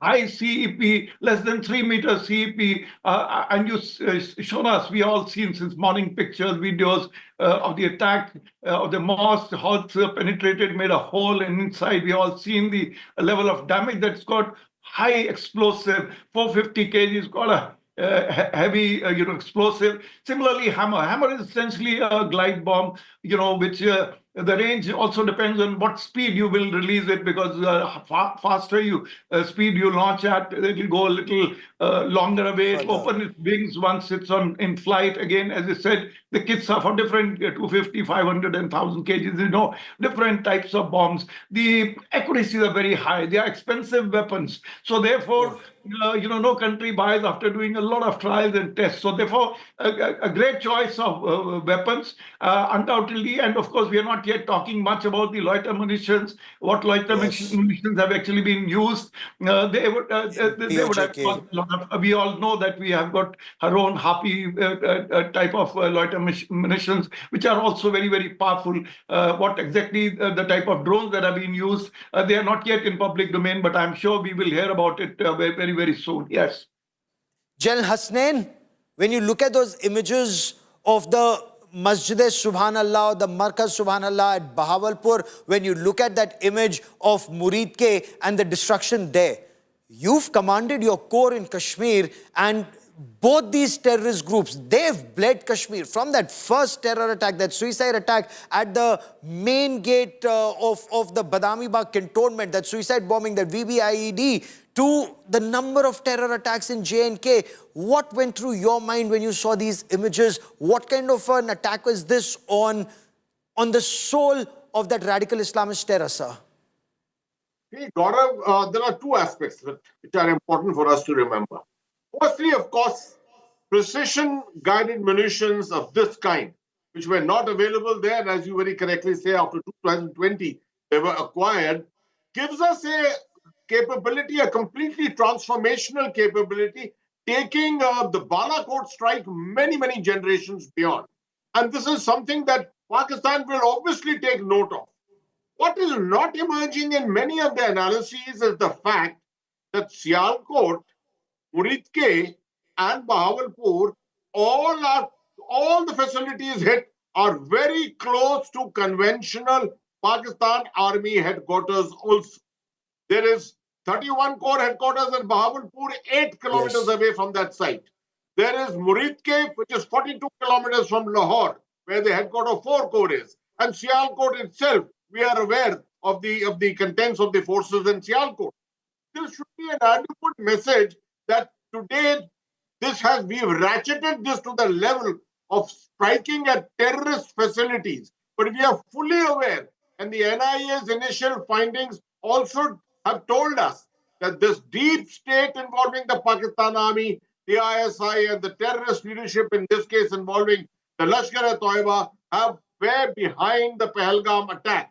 And obviously, therefore, the next level of escalation, if it takes place, and I'm sure Pakistan is not going to stop at this, they will and definitely try and take this to the next level of some kind of a sub-conventional strike again against us. If that happens, this should be a lesson for Pakistan. The next PGM could land on any of their headquarters, and they should be prepared for that. That's a very significant point you make. And I want you to elaborate on it before I bring in Sandeep Unnithan and Air Marshal Chopra into this conversation once again, because you are taking this conversation to the next level. Are you saying that after India targeted 9 terrorist locations, Pakistan would hit back? But what would it hit? Some civilian area? A brigade headquarters, a battalion headquarters? Would it go after a military target? Would it go after a bridge, a roadhead, a dam? What would Pakistan hit in India in your appreciation, sir? General Hasnain. Oh, you're asking. Okay. Gaurav, a counter-strike in this manner need not take place in the next 2 days, 10 days, 20 days, or even 3 months. We know that Pakistan's doctrine is not about conventional strikes, and they don't have that capability either. Their strength lies in sub-conventional. Pahalgam was sub-conventional, and therefore whatever they do will be in the sub-conventional domain. And they know that responses to the sub-conventional domain is always a difficult decision for any adversary to make.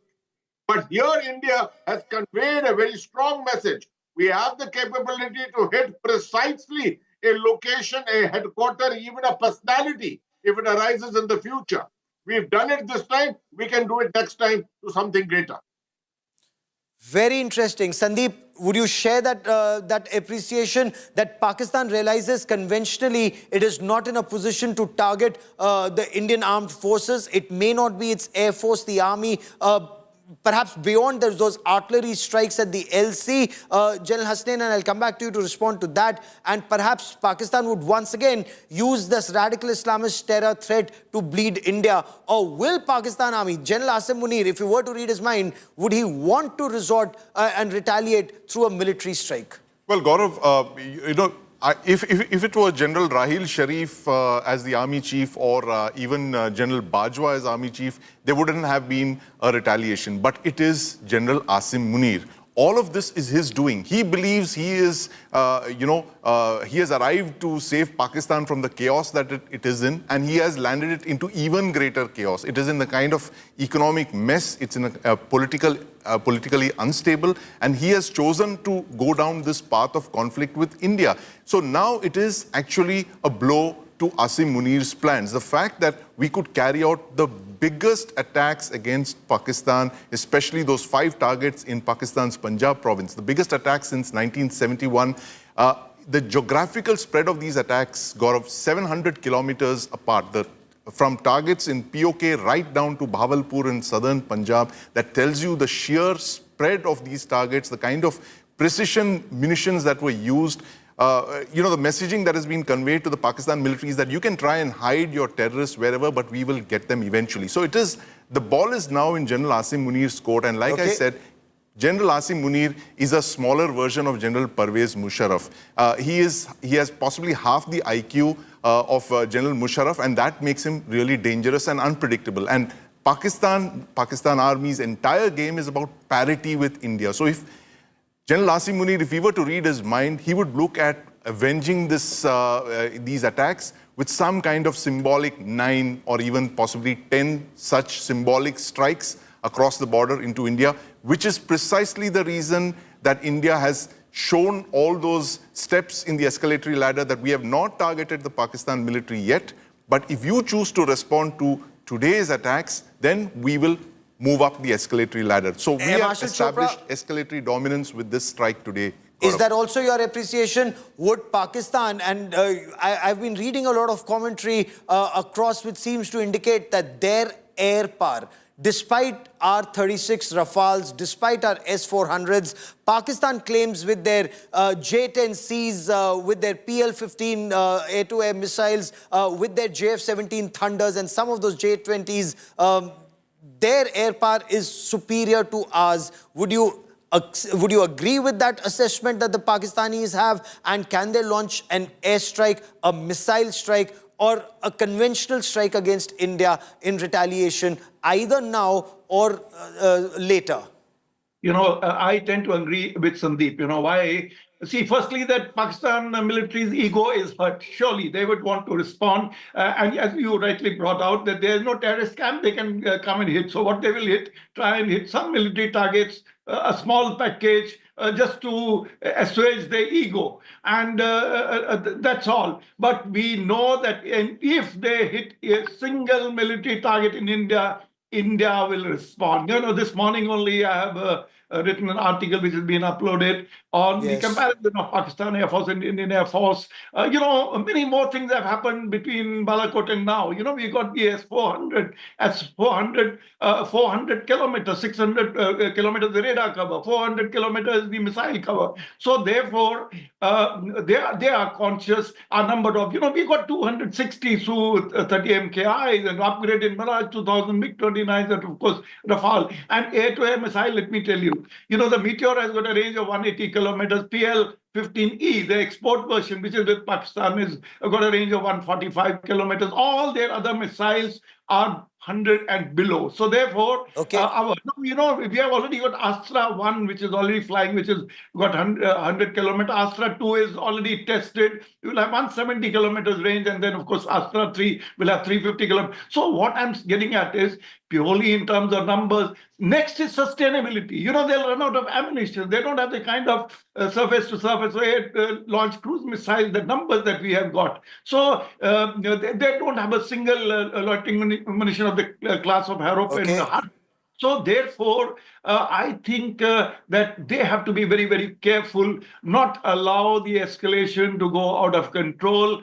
They have no money. They will, nobody's going to give them ammunition for free. So therefore, I think the army will be very, very careful. They will think about it. Maybe they have already said they'll take their own time. And as Sandeep said, they could take a couple of days to respond. So it's a wait and watch, but we have to be careful. We have to be ready. We can't let them get away this time. Yeah.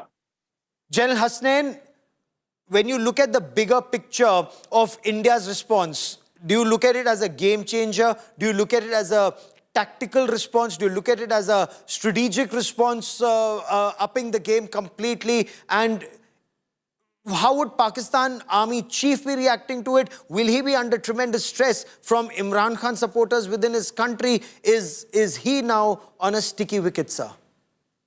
Gaurav, going from one target at Balakot or Jabba Top to 9 targets is an exponential leap. And that should be taken stock of when we look and analyze this whole thing. I think the transformational leap has been made because of the acquisition of this weaponry by the Indian Air Force and the other services and the precision capability that we have acquired. And the will to demonstrate this. The will to demonstrate this through good target acquisition before through intelligence means, which was very essential. Therefore, in my assessment, this was a hugely strategic decision which was taken, and it will have a huge strategic impact because it will lull Pakistan into now thinking that the next one can be even bigger. So this is an increase which is taking place, an escalatory ladder which will be the next rung which we are going to. Pakistan, of course, still retains the capability of having its a sub-conventional option running along. And that is not going to be given up in a hurry, as very correctly assessed by Sandeep just now. It is a very irrational chief that you have at the moment there. Pakistan, as it is an irrational nation, the deep state is irrational, but here, with the chief currently there, it is absolutely gone bonkers. And that's why we can expect anything from them. Okay, and Sandeep, quick last word to you. When you assess the bigger picture, because you and I have covered 26/11 Mumbai terror attacks, you and I have covered the 2006 train attacks in which 200 people were massacred, so 366 just here. Plus, if you were to add the 1993 Mumbai blast in which 257 people had been killed, Zaveri Bazaar, German bakery, Raghunath Mandir, Parliament attack, J&K assembly attack, this is retribution. Would this get into the psyche of terrorists like Hafiz Mohammed Saeed or that Maulana of terror Masood Azhar, who today was quoted saying, with 10 members of his family dead, he wished he were dead too? Gaurav, I don't take what the Maulana Masood Azhar and Hafiz Saeed think, because what they think matters very little. Because like I said, about 2019, the Balakot attack, a line had been crossed. India had crossed a red line. The bombs had fallen on Jabba Top, but the impact was felt in GHQ Rawalpindi. So with today's attacks, Gaurav, as General Hasnain mentioned, that these are massive in a way that we have never attacked the terrorist infrastructure in Pakistan. The number of targets, the sheer spread of targets, 9 targets across 700 kilometers from POK right down to southern Punjab. This itself signifies a very, very big shift in India's response. And that message has gone to GHQ Rawalpindi, Gaurav, and they will think 10 times before launching any such attack like Pulwama or Pahalgam, because they know that the next attack is going to be even bigger. And that is going to be something like what the Israelis say, mowing the grass. We have no option, Gaurav, but to keep mowing the grass. Every few years, come back with a bigger attack to take down this infrastructure of terrorism. Because the ultimate goal, Gaurav, here is to get the Pakistan army to stop sponsoring terrorism, stop using terrorism as an instrument of state policy like they've been doing from Jammu and Kashmir, Punjab, Mumbai, right down to Pahalgam in 2025. It's almost 4 decades of terrorism. That message is very clear.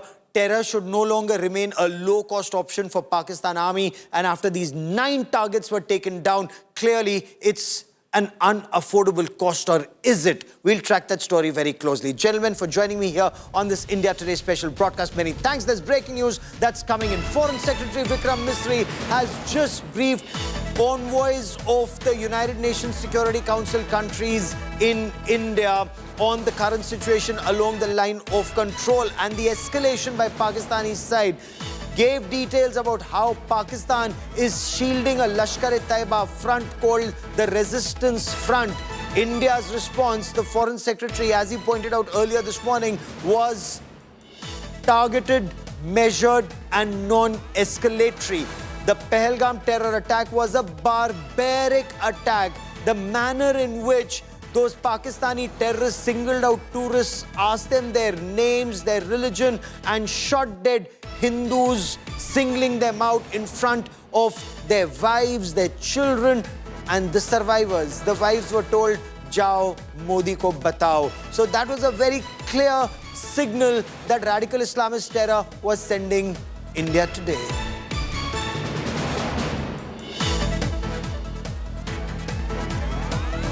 In May and November 2024, front has claimed responsibility for the attack.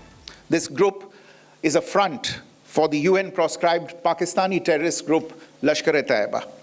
It is notable that India had given inputs about the TRF in the half-yearly report to the monitoring team of the UN's 1267 Sanctions Committee in May and November 2024, bringing out its role as a cover for Pakistan-based terrorist groups.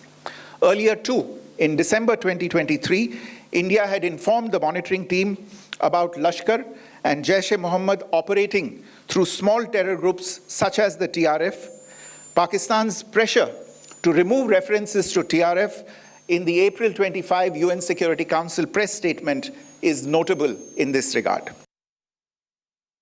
So not 1, not 2, but 9 terror targets, including the headquarters of Lashkar-e-Taiba at Muridke and Jaish-e-Mohammed at Bahawalpur, very close to the core headquarters of the Pakistan Army, was taken down by Indian missiles and Indian operations. We'll continue to get you developments on the story, but that is all I have for you on 5 Live this evening. Many thanks for watching. Coming up next is Akshita Nandagopal with Super 6. Real-time images of Operation Sindoor. We will break it down minute by minute. Details of the attack on Pakistan's terror centers. Details with Akshita.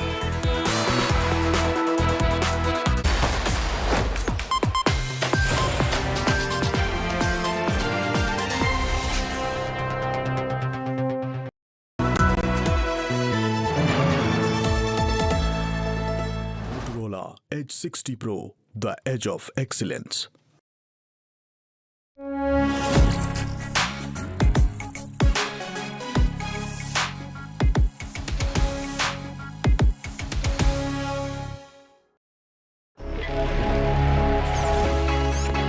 Long night?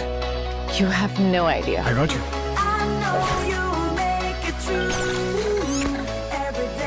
Motorola Edge 60 Pro. Hello, Moto.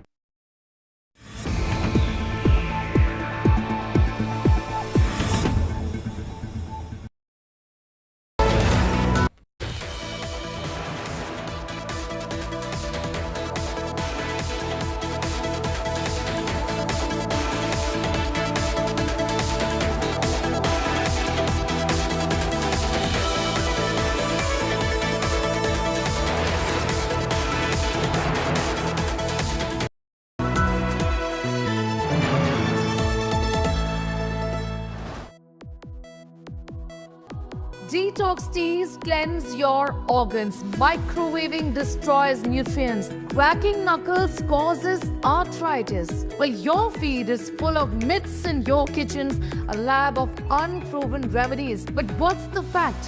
What is fiction? We'll break it down for you. Myth-busting with science, evidence and expert insights. Because your body deserves better than viral health hacks. This is L360. With me, Sneha Murdani.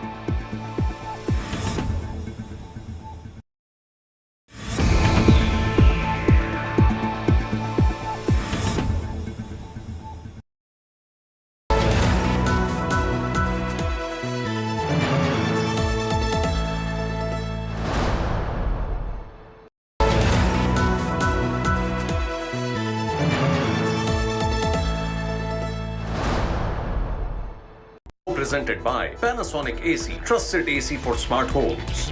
Sensodyne, daily sensitivity protection. The new Tigua R-Line. Muthutu Mini Financers stands by you always.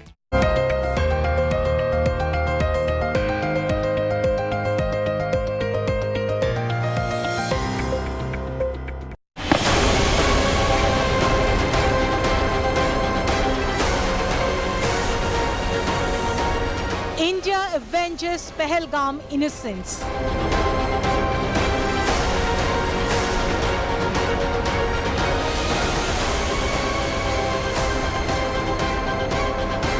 "25 minutes, 9 terror targets demolished."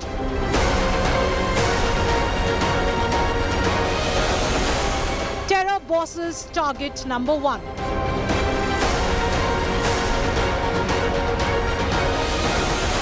Hafiz Saeed and Masood Azhar's terror havens blown.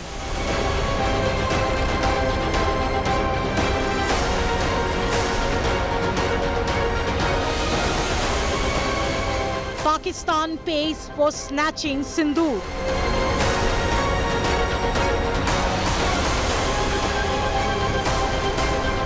India's Operation Sindoor. Top focus on Super 6. India's Operation Sindoor. Top focus on Super 6. Top coverage on Operation Sindoor. There were 3 clear targets in Pakistan and POK. Jaish-e-Mohammed, Lashkar-e-Taiba and Hizbul Mujahideen. The biggest terror bosses being targeted by India, and a message being sent across to them that if you bleed, India will come after you. Over the next 60 minutes, I'm going to be getting you all the updates that are coming in on the meetings that are happening in the national capital, on Pakistan's provocations along the border, resorting to repeated ceasefire violations, and much, much more. Let's begin with the headlines first.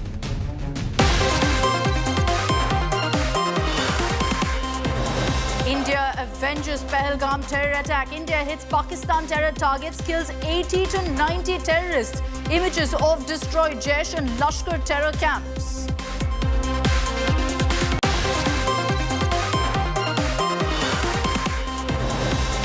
India targets Lashkar headquarters in Murike and Jaish terror headquarters in Bahawalpur.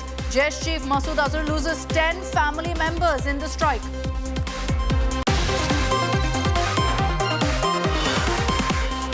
Real-time images of Operation Sindoor. Videos show how India fired missiles on Pakistan terror hubs in Pakistani soil. Indian missiles rained on terror camps for 25 minutes.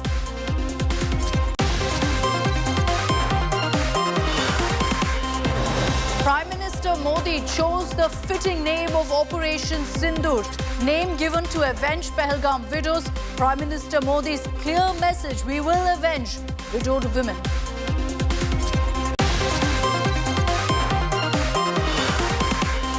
Prime Minister Modi lauds Operation Sindoor in Union Cabinet meet, calls it a proud moment. Prime Minister also meets President Murmu at Rashtrapati Bhavan to brief her on operation.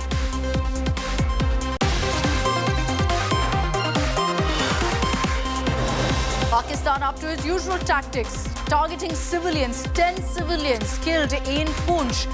India bleeds after targeting Pak's terror machinery. Pakistan goes after innocents.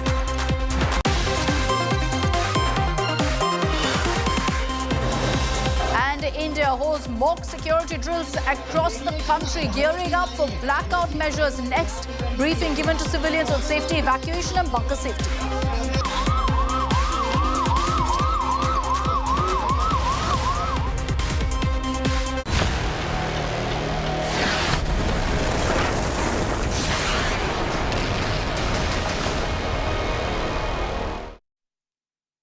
In the last many hours, non-stop updates that have been coming in since Operation Sindoor, since the successful carrying out of that operation. If you've been missing out on all those updates, we've got you covered here on India Today. Let's begin with the top 10 updates, developments that have come in. Prime Minister Modi met with President Draupadi Murmu at the Rashtrapati Bhavan, briefed her on Operation Sindoor, which targeted 9 terror camps in Pakistan and Pakistan-occupied Kashmir.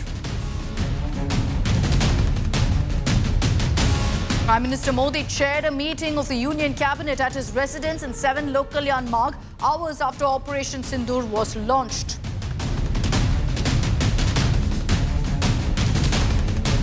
In his first reaction to Operation Sindoor, Prime Minister Modi hailed the same, calling it a proud moment for all of us. He was speaking to his cabinet ministers in that meeting. Prime Minister Modi also held another huddle with Home Minister Amit Shah and Defence Minister Rajnath Singh.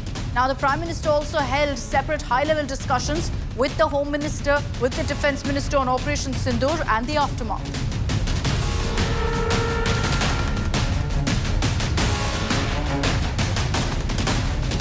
Reaction also came in from Defence Minister Rajnath Singh, who said the armed forces only struck down those who killed innocent people. Praising our forces, Rajnath Singh chanted Bharat Mata Ki Jai.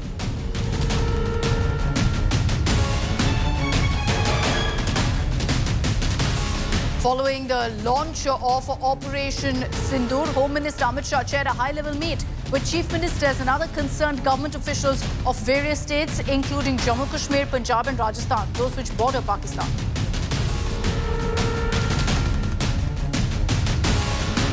Soon after the focused precision strikes on terrorists and terrorist infrastructure, NSA Ajit Doval briefed his counterparts of several countries, including America, UK, Saudi, UAE, Japan. Contact was also established with the Russian NSA.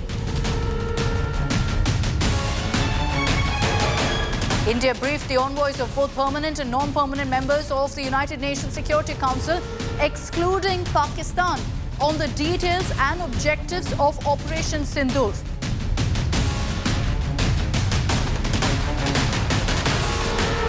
The Chinese ambassador to India was also called to the MEA headquarters for a detailed briefing on Operation Sindoor.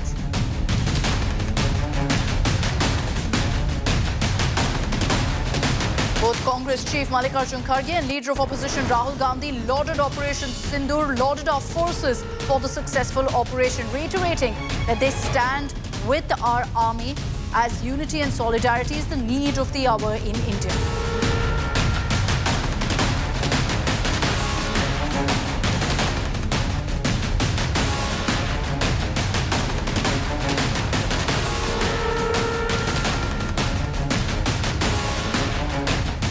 Let's recap for you what exactly Operation Sindoor was all about. Precision strikes, buildings, mosques, which essentially served as terror hideouts, terror hubs, were targeted in these strikes deep into Pakistan, into POK, by our forces. This was a 25-minute operation. It lasted essentially from 1:05 to 1:30 this morning. And what you see on your screens are the images of the strike. These pictures are from Murike, very close to Lahore, which is what makes this operation so challenging and yet pulled off by our forces. On the right of your screens, you see these pictures of when the strike actually happened, with multiple explosions rocking this very building. On the left, early morning images of the aftermath. Nothing left but rubble, broken to bits, the entire building, and only that building. If you notice in that footage, everything else, including the fencing, completely intact.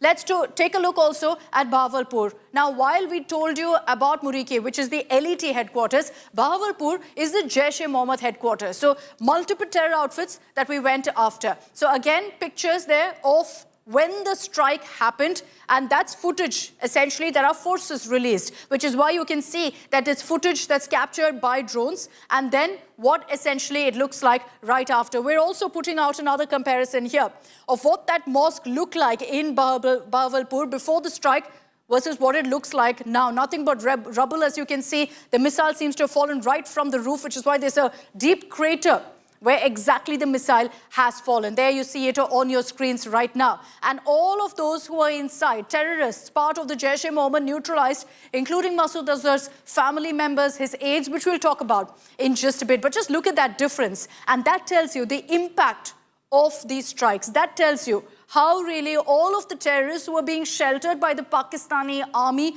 who were protected by the Pakistan army for the last many years, taking that protection for granted, thinking nobody can touch them while they're in the heart of Pakistan, close to Lahore, in Bahawalpur, which is a Jaish core area. They were clearly mistaken, as India ensured that these precision strikes targeted exactly these buildings. But there are videos now that have emerged, which our forces have put out, detailed videos of exactly what these strikes look like. In some cases, it was, in fact, long-range cruise missiles like the Scat missile that was used, fired off from Rafales from Indian soil to target far-off locations, far-off targets. Then there were others where drones were used to also go ahead and attack particular locations in Pakistan and POK. All of this in a matter of 25 minutes. Take a look at our next report, where we kind of decode for you each of the videos that have emerged, what it establishes, how the strike actually took place.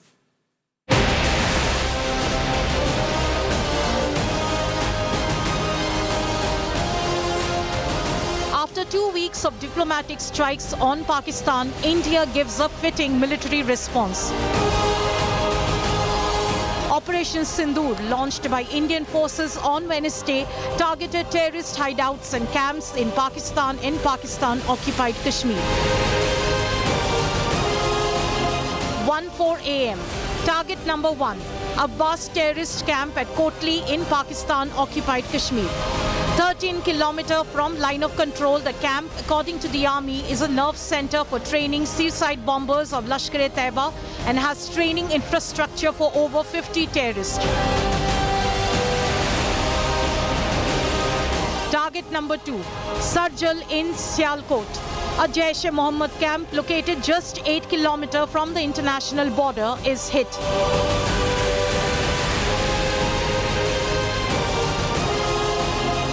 At 1:11 a.m., a Hizbul Mujahideen training camp in Mehmoona, close to Sarjal in Sialkot, is struck.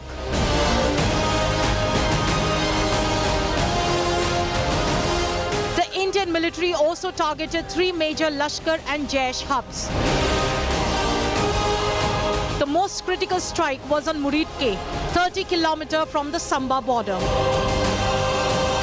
The Lashkar-e-Taiba headquarters, which was operating out of a mosque, was bombed 4 times. The terrorists behind the 26/11 Mumbai attacks were housed at this very location. Another major target, Bahawalpur Masjid, the headquarters of the Jaish-e-Mohammed. Located 100 kilometers from the international border, this is where Jaish-e-Mohammed chief Masood Azhar suffered major losses.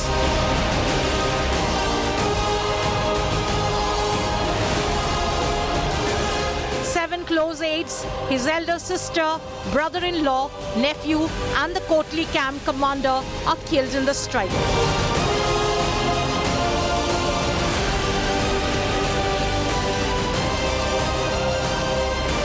Indian forces also hit a Jaish-e-Mohammed transit camp in a mosque at Muzaffarabad, Pakistan-occupied Kashmir. This facility was used to train terrorists with the support of Pakistan Army.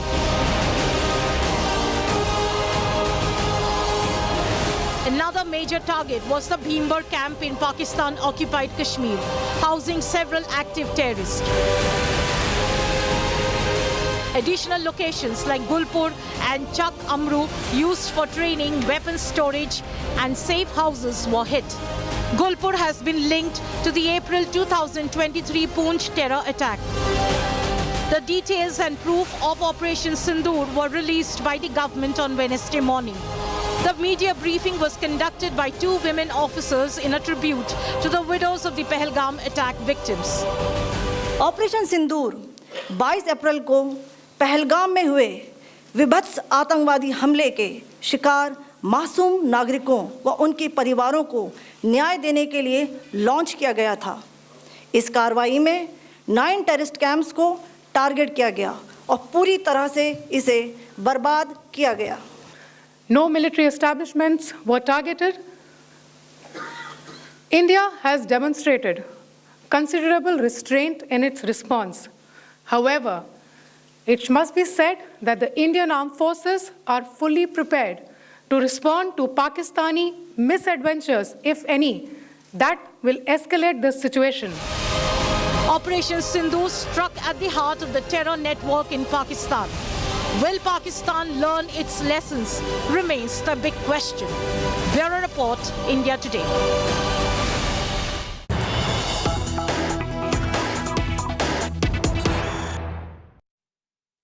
And we've got big breaking news coming in. 9 terror sites that were targeted in these strikes by the Indian forces. But sources telling us that this seems to be just the beginning, that India can take similar action on other terrorist bases in Pakistan in the coming days as well. So we're going to perhaps see Operational Sindoor continuing. I want to bring in Himanshu Mishra for more details on this. Himanshu, क्या ये कह सकते हैं कि जो हमने देखा है अब तक वो सिर्फ फेज 1 है ऑपरेशन सिंदूर का? देखिए, बिल्कुल एक तरीके से देखा जाए तो अभी पहला स्टेप है। अगर पाकिस्तान की तरफ से रिटेलिएट किया जाएगा तो भारत इससे बड़ा जवाब देगा। और आज भारत ने पूरी तरीके से पाकिस्तान को एयरफोर्स के जरिए और ज़मीन पर जो है आर्मी के जरिए जो है पूरी तरीके से जवाब दिया। और आतंकी हमला जो हुआ था उसको लेकर पलटवार है। और भारत ने एक अगर देखें तो वैश्विक स्तर पर जो है एक बड़ी कूटनीति बनाई थी, जिसमें अगर आप देखें तो यूएन सिक्योरिटी काउंसिल के जो 5 मेंबर हैं उनमें से 4 मेंबर भारत के साथ खड़े थे, चाहे वो रूस हो, यूएसए हो, यूके हो या फ्रांस। चीन की भी जो भाषा थी, चीन की तरफ से भी जो जवाब था वो पाकिस्तान के पक्ष में पूरी तरीके से नहीं दिखाई दिया। और इसीलिए पाकिस्तान जो है पूरी तरीके से अलग थलग दिखा। सिर्फ एक टर्की को देखा जाए तो उसने हमें पाकिस्तान का खुलकर समर्थन किया है। इसीलिए पाकिस्तान को अगर इस तरीके से दोबारा वो रिटेलिएट करता है, किसी भी आतंकी घटना को दोबारा अंजाम देगा, तो भारत इससे बड़ा कड़ा प्रहार जो है वो पाकिस्तान पे कर उसको ये बताएगा कि आतंकवाद अब भारत में नहीं चलेगा। आतंकवाद अगर पाकिस्तान के द्वारा किया जाएगा तो भारत इस तरीके का जवाब देगा जिसको पाकिस्तान के लिए सहना थोड़ा मुश्किल होगा। Okay, this is big breaking news that Himanshu is getting us, that we could see in the coming days more such strikes. It could change, of course, the manner of the strike, the manner of the operation. It could be completely different from the current form that we've seen of the hit back at Pakistan terror camps. But we're hearing sources suggesting that India could go ahead and take similar action on other terror bases in Pakistan in the coming days. 9 sites have been hit. We all know that there are hundreds more in Pakistan. And so we could see India going ahead and targeting more of these sites. ये सवाल भी उठता है हिमांशु कि क्या जो terror masterminds है जैसे हफीज सईद या मसूद अजहर, उनको भी टारगेट कर सकते हैं? All right, we'll get Himanshu in just a bit for more details on that. But you're going to be seeing essentially more such steps being taken to tackle these terror hotspots, to tackle these terror hubs. So what we've seen so far could just be part 1 of Operational Sindoor. And this is why forces repeatedly have been saying that, look, this is an ongoing operation. But it was a challenging operation. Looks very simple by how our forces managed to pull it off. But here's why. It was extremely challenging, and we must laud our forces for what they've pulled off here. Pakistan was in a state of high alert. You had ministers openly talking about it, saying, look, India's going to strike any moment. It's going to happen in 24 hours and 36 hours. So they were at the highest level of alert. And despite that, India managed to pull this off with Pakistan having no clue. And how did we do it? We went right into the heart of Pakistan without stepping foot in Pakistani soil. From our own territory, we fired missiles and we've landed right next to Lahore even. And that tells you how these precision strikes have been hugely successful. And that's exactly it. This strike has happened without entering into Pakistan. It's not a surgical strike. This has happened with all of us, our equipment staying within India and firing at these terror hubs. And we've conducted 9 strikes simultaneously. All of this happening in one go. Essentially, these locations were identified, was planned to the T, and then at one go, all strikes took place. So it was a small window of time. Our forces knew that once that alert goes off, that one strike has happened, it will alert all of the authorities in Pakistan. So in a small window of time of 25 minutes, all of the strikes took place. And that's why it was planned to the T. Extremely challenging this, but between 1:05 to 1:30, all strikes done and dusted, all precision strikes, all hit the targets that were intended. But essentially, if you look at really who were the targets of these strikes, it was Hafiz Saeed, it was also Masood Azhar. And let's talk about Hafiz Saeed first, the terror mastermind behind Pahalgam, behind 26/11, and so many other terror attacks on Indian soil. Hafiz Saeed's biggest hideouts of the Lashkar-e-Taiba were identified, tracked down, and bombarded with missiles. 3 of the 9 targets were LET camps. But the one in Murike is crucial. Why? Because Murike is the LET headquarters with all terror recruitments, terror activities based out of this one location. And it's also extremely challenging because Murike is close to Lahore. Let's put out those details also of why Murike. It's close to Lahore, and this is the Lashkar-e-Taiba headquarters, which is why our forces are hell-bent on going ahead and ensuring that strike was at the LET headquarters to hit the very core of Lashkar-e-Taiba. It's led, of course, by Hafiz Saeed, 26/11 mastermind. And this particular masjid that was hit in fact, Murike, was Masjid Taiba. Hafiz Saeed is known to have visited this particular masjid several times. It's where recruitment happens, it's where brainwashing, indoctrination happens, it's where camps also take place for all of the training to push them into Indian soil then for infiltrations. The mosque has directly been linked to LET terror activities, and we've got confessions on record on that. 26/11 terrorist Ajmal Kasab, while in custody in India, confessed that he was actually trained in Murike, in this very camp. He also confirmed that he had meetings with Hafiz Saeed in this camp, in this mosque. And so that tells you how much details and how many years our agencies have actually been tracking this one location. Kasab also described what the complex looks like. He said it was key to training, planning, and indoctrination. And then add to Kasab's testimony, you also had the fact that David Headley had also testified about this, about how he met Hafiz Saeed at this very location. I'll bring in Arvind Oja for more details on this. Arvind, the clear intent is to send out a message to Hafiz Saeed, जो एक हफ्ते पहले हमने expose किया कि Hafiz Saeed अभी लाहौर में है, काफी पास में है to this very location. बिल्कुल बिल्कुल, लेकिन देखिए ये 9 जो लोकेशन है जो टारगेट किया उसमें जो 2 लोकेशन है वो काफ़ी ज़्यादा इम्पोर्टेंट है और कभी किसी ने कोई सिक्योरिटी एक्सपर्ट से आप पूछ लीजिए, कभी किसी ने सोचा नहीं होगा कि मरकज़े तोयबा जो मुरीदके में है, लश्कर का हेडक्वार्टर है, वहाँ कभी इंडिया अटैक करेगा। और शायद पाकिस्तान आर्मी को और हाफिज सईद को भी इस बारे में अंदाज़ा नहीं होगा। जबकि जब भी इंडिया में कोई टेरर अटैक होता था, खासतौर से अगर मुंबई 26/11 की बात कर लीजिए आप, तो उसमें इसी मरकज़े तोयबा जो मस्जिद है मुरीद के, उसका नाम आया था क्योंकि कसाब समेत जो 10 टेररिस्ट थे उन्होंने यहाँ पर एक ट्रेनिंग ली थी, इंटेलिजेंस गैदरिंग की ट्रेनिंग यहाँ पर उन्होंने ली थी कसाब और 10 आतंकवादियों ने। उसके अलावा पहलगाम में जो आतंकवादी हमला हुआ था, उस हमले के जो टेररिस्ट थे वो भी यहाँ पर ट्रेंड हुए थे। यहाँ पर अटैक होना बहुत बड़ी बात है। दूसरा जो जैश का हेडक्वार्टर है बहावलपुर में, उसको भी अटैक करना बड़ी बात है। ये भी बताया जाता है कि ओसामा बिन लादेन ने $10 मिलियन वो डोनेशन दिया था यहाँ पर जो बिल्डिंग है उसको बनाने के लिए।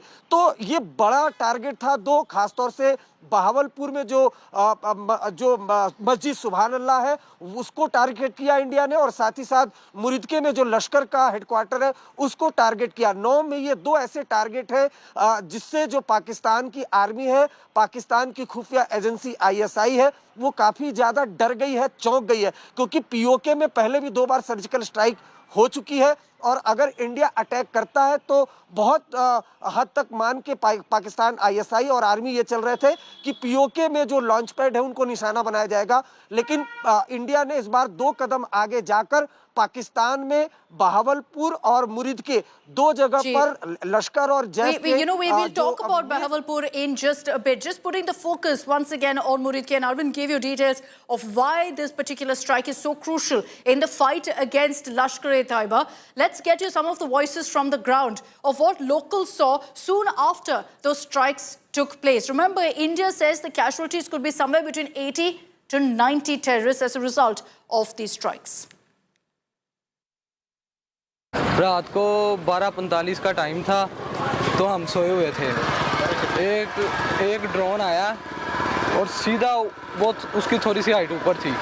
उसके बाद 3 ड्रोन आए हैं। वो तीनों का ताकुब मस्जिद थी, उन्होंने मस्जिद पर हमला किया, जिससे मस्जिद का सेन, मस्जिद के आगे एडमिनिस्ट्रेटिव ऑफिस और उसके आगे मस्जिद की छत वो सारी तबाह हो गई थी। और एक अफराद था, वो अपनी ड्यूटी पे छत पे बैठा हुआ था, वो इसके शहीद हो गया। These locations effectively are terror training camps. They're also launch pads for the Lashkar-e-Taiba. We had visited this very spot in Muridke back in 2010. Let's get you that report to give you a sense of what it looked like, and you can also compare that to the images that have now come in of it looking completely destroyed, decimated, blown to bits.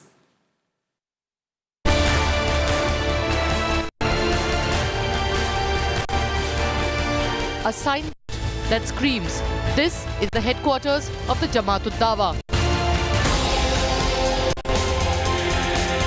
An automatic Kalashnikov-wielding man stands at the gate. There are other armed men behind these high walls and barbed wires. Located 30 kilometers from Pakistan's second largest city, Lahore. For the first time ever, we take you inside these forbidding gates. Headlines Today takes you inside the headquarters of the Jamaat-ud-Dawa, the front organization for the Lashkar-e-Taiba.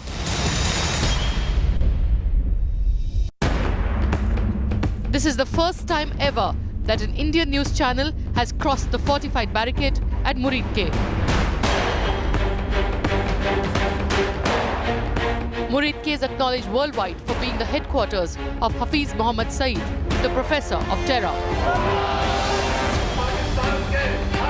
Hafiz Saeed has been declared an international terrorist by the United Nations. Security Council Resolution 1267 passed in December 2008 bans this man and his organization, the Jamaat-ud-Dawa. For a few months after 26/11, there was a complete ban on the Jamaat. But now Hafiz Saeed and the Jamaat are back, and how? The JUD headquarters is spread over 75 sprawling acres in Muridke, a mere 30 kilometers from Lahore. The Pakistan government promised to shut down the JUD, but that has still not happened. Even though the Jamaat-ud-Dawa tries very hard to pass off this compound as a charitable institute, but talk within the compound still revolves very much around terror. They continue to ideologically support the Lashkar-e-Taiba. This is exactly the poison that's fed to young, impressionable minds when they come to attend classes in Muridke. Poison that later takes the form of Ajmal, Amir Kasab and others who go on to wage war against India.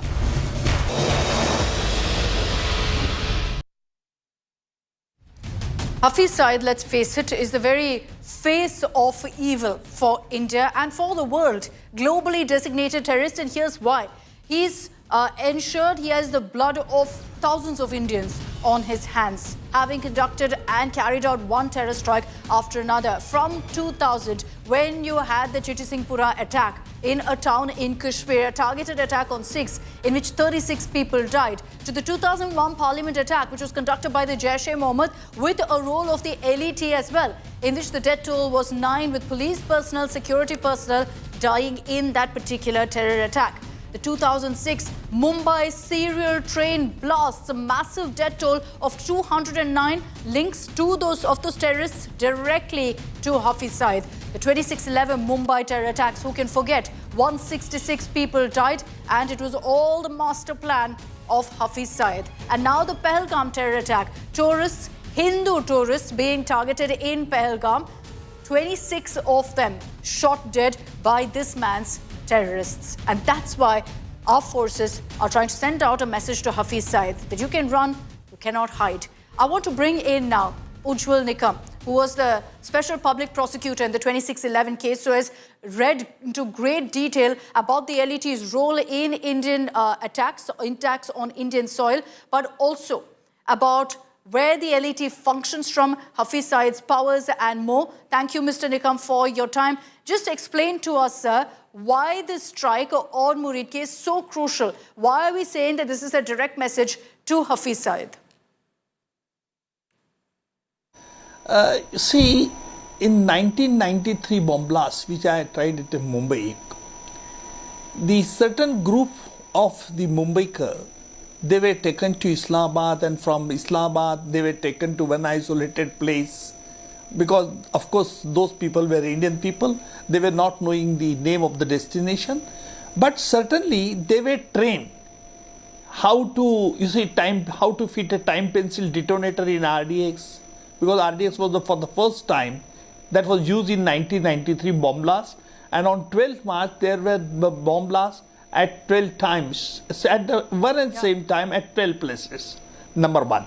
Number two, when the Ajmal Kasab and the 9 terrorists had attacked Mumbai on the night of 26 November 2008, Ajmal Kasab was caught red-handed.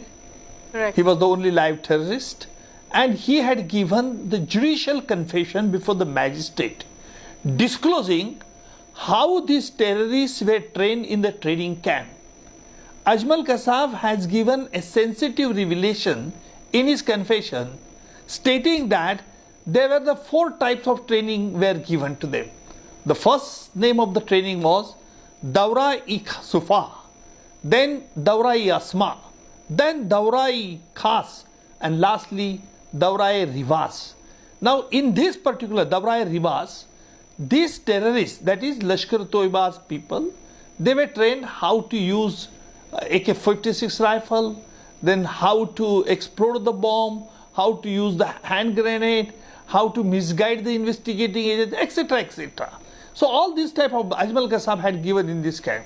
Now Hafiz Saeed, Ajmal Kasab further says in his judicial confession that Hafiz Saeed had come to the training camp and he took the firing practice of the trainees, and that firing practice was supervised by 2 army officials. Of course, Ajmal Kasab was not knowing the names of those officials.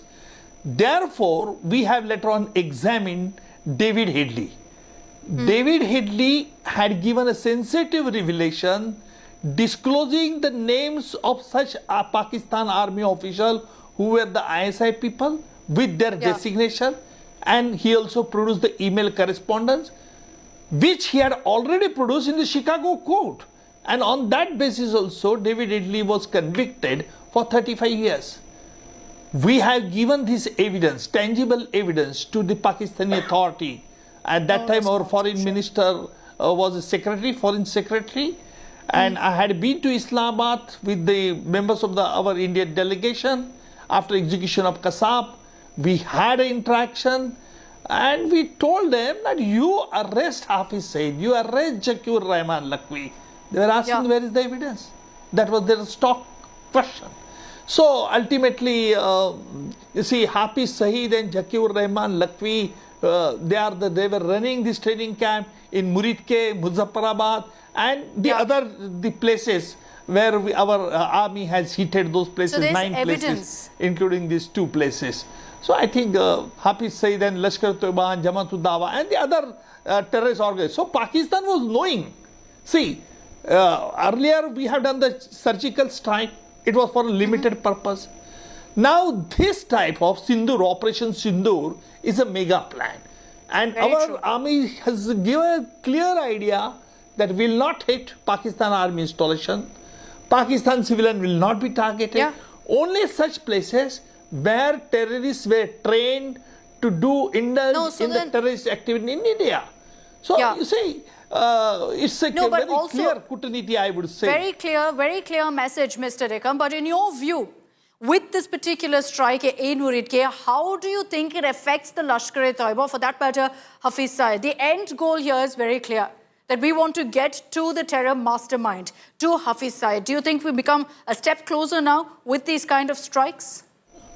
I don't think that it will destroy the Hafiz Saeed, because Hafiz Saeed will make a hue and a cry, no doubt, because he has the support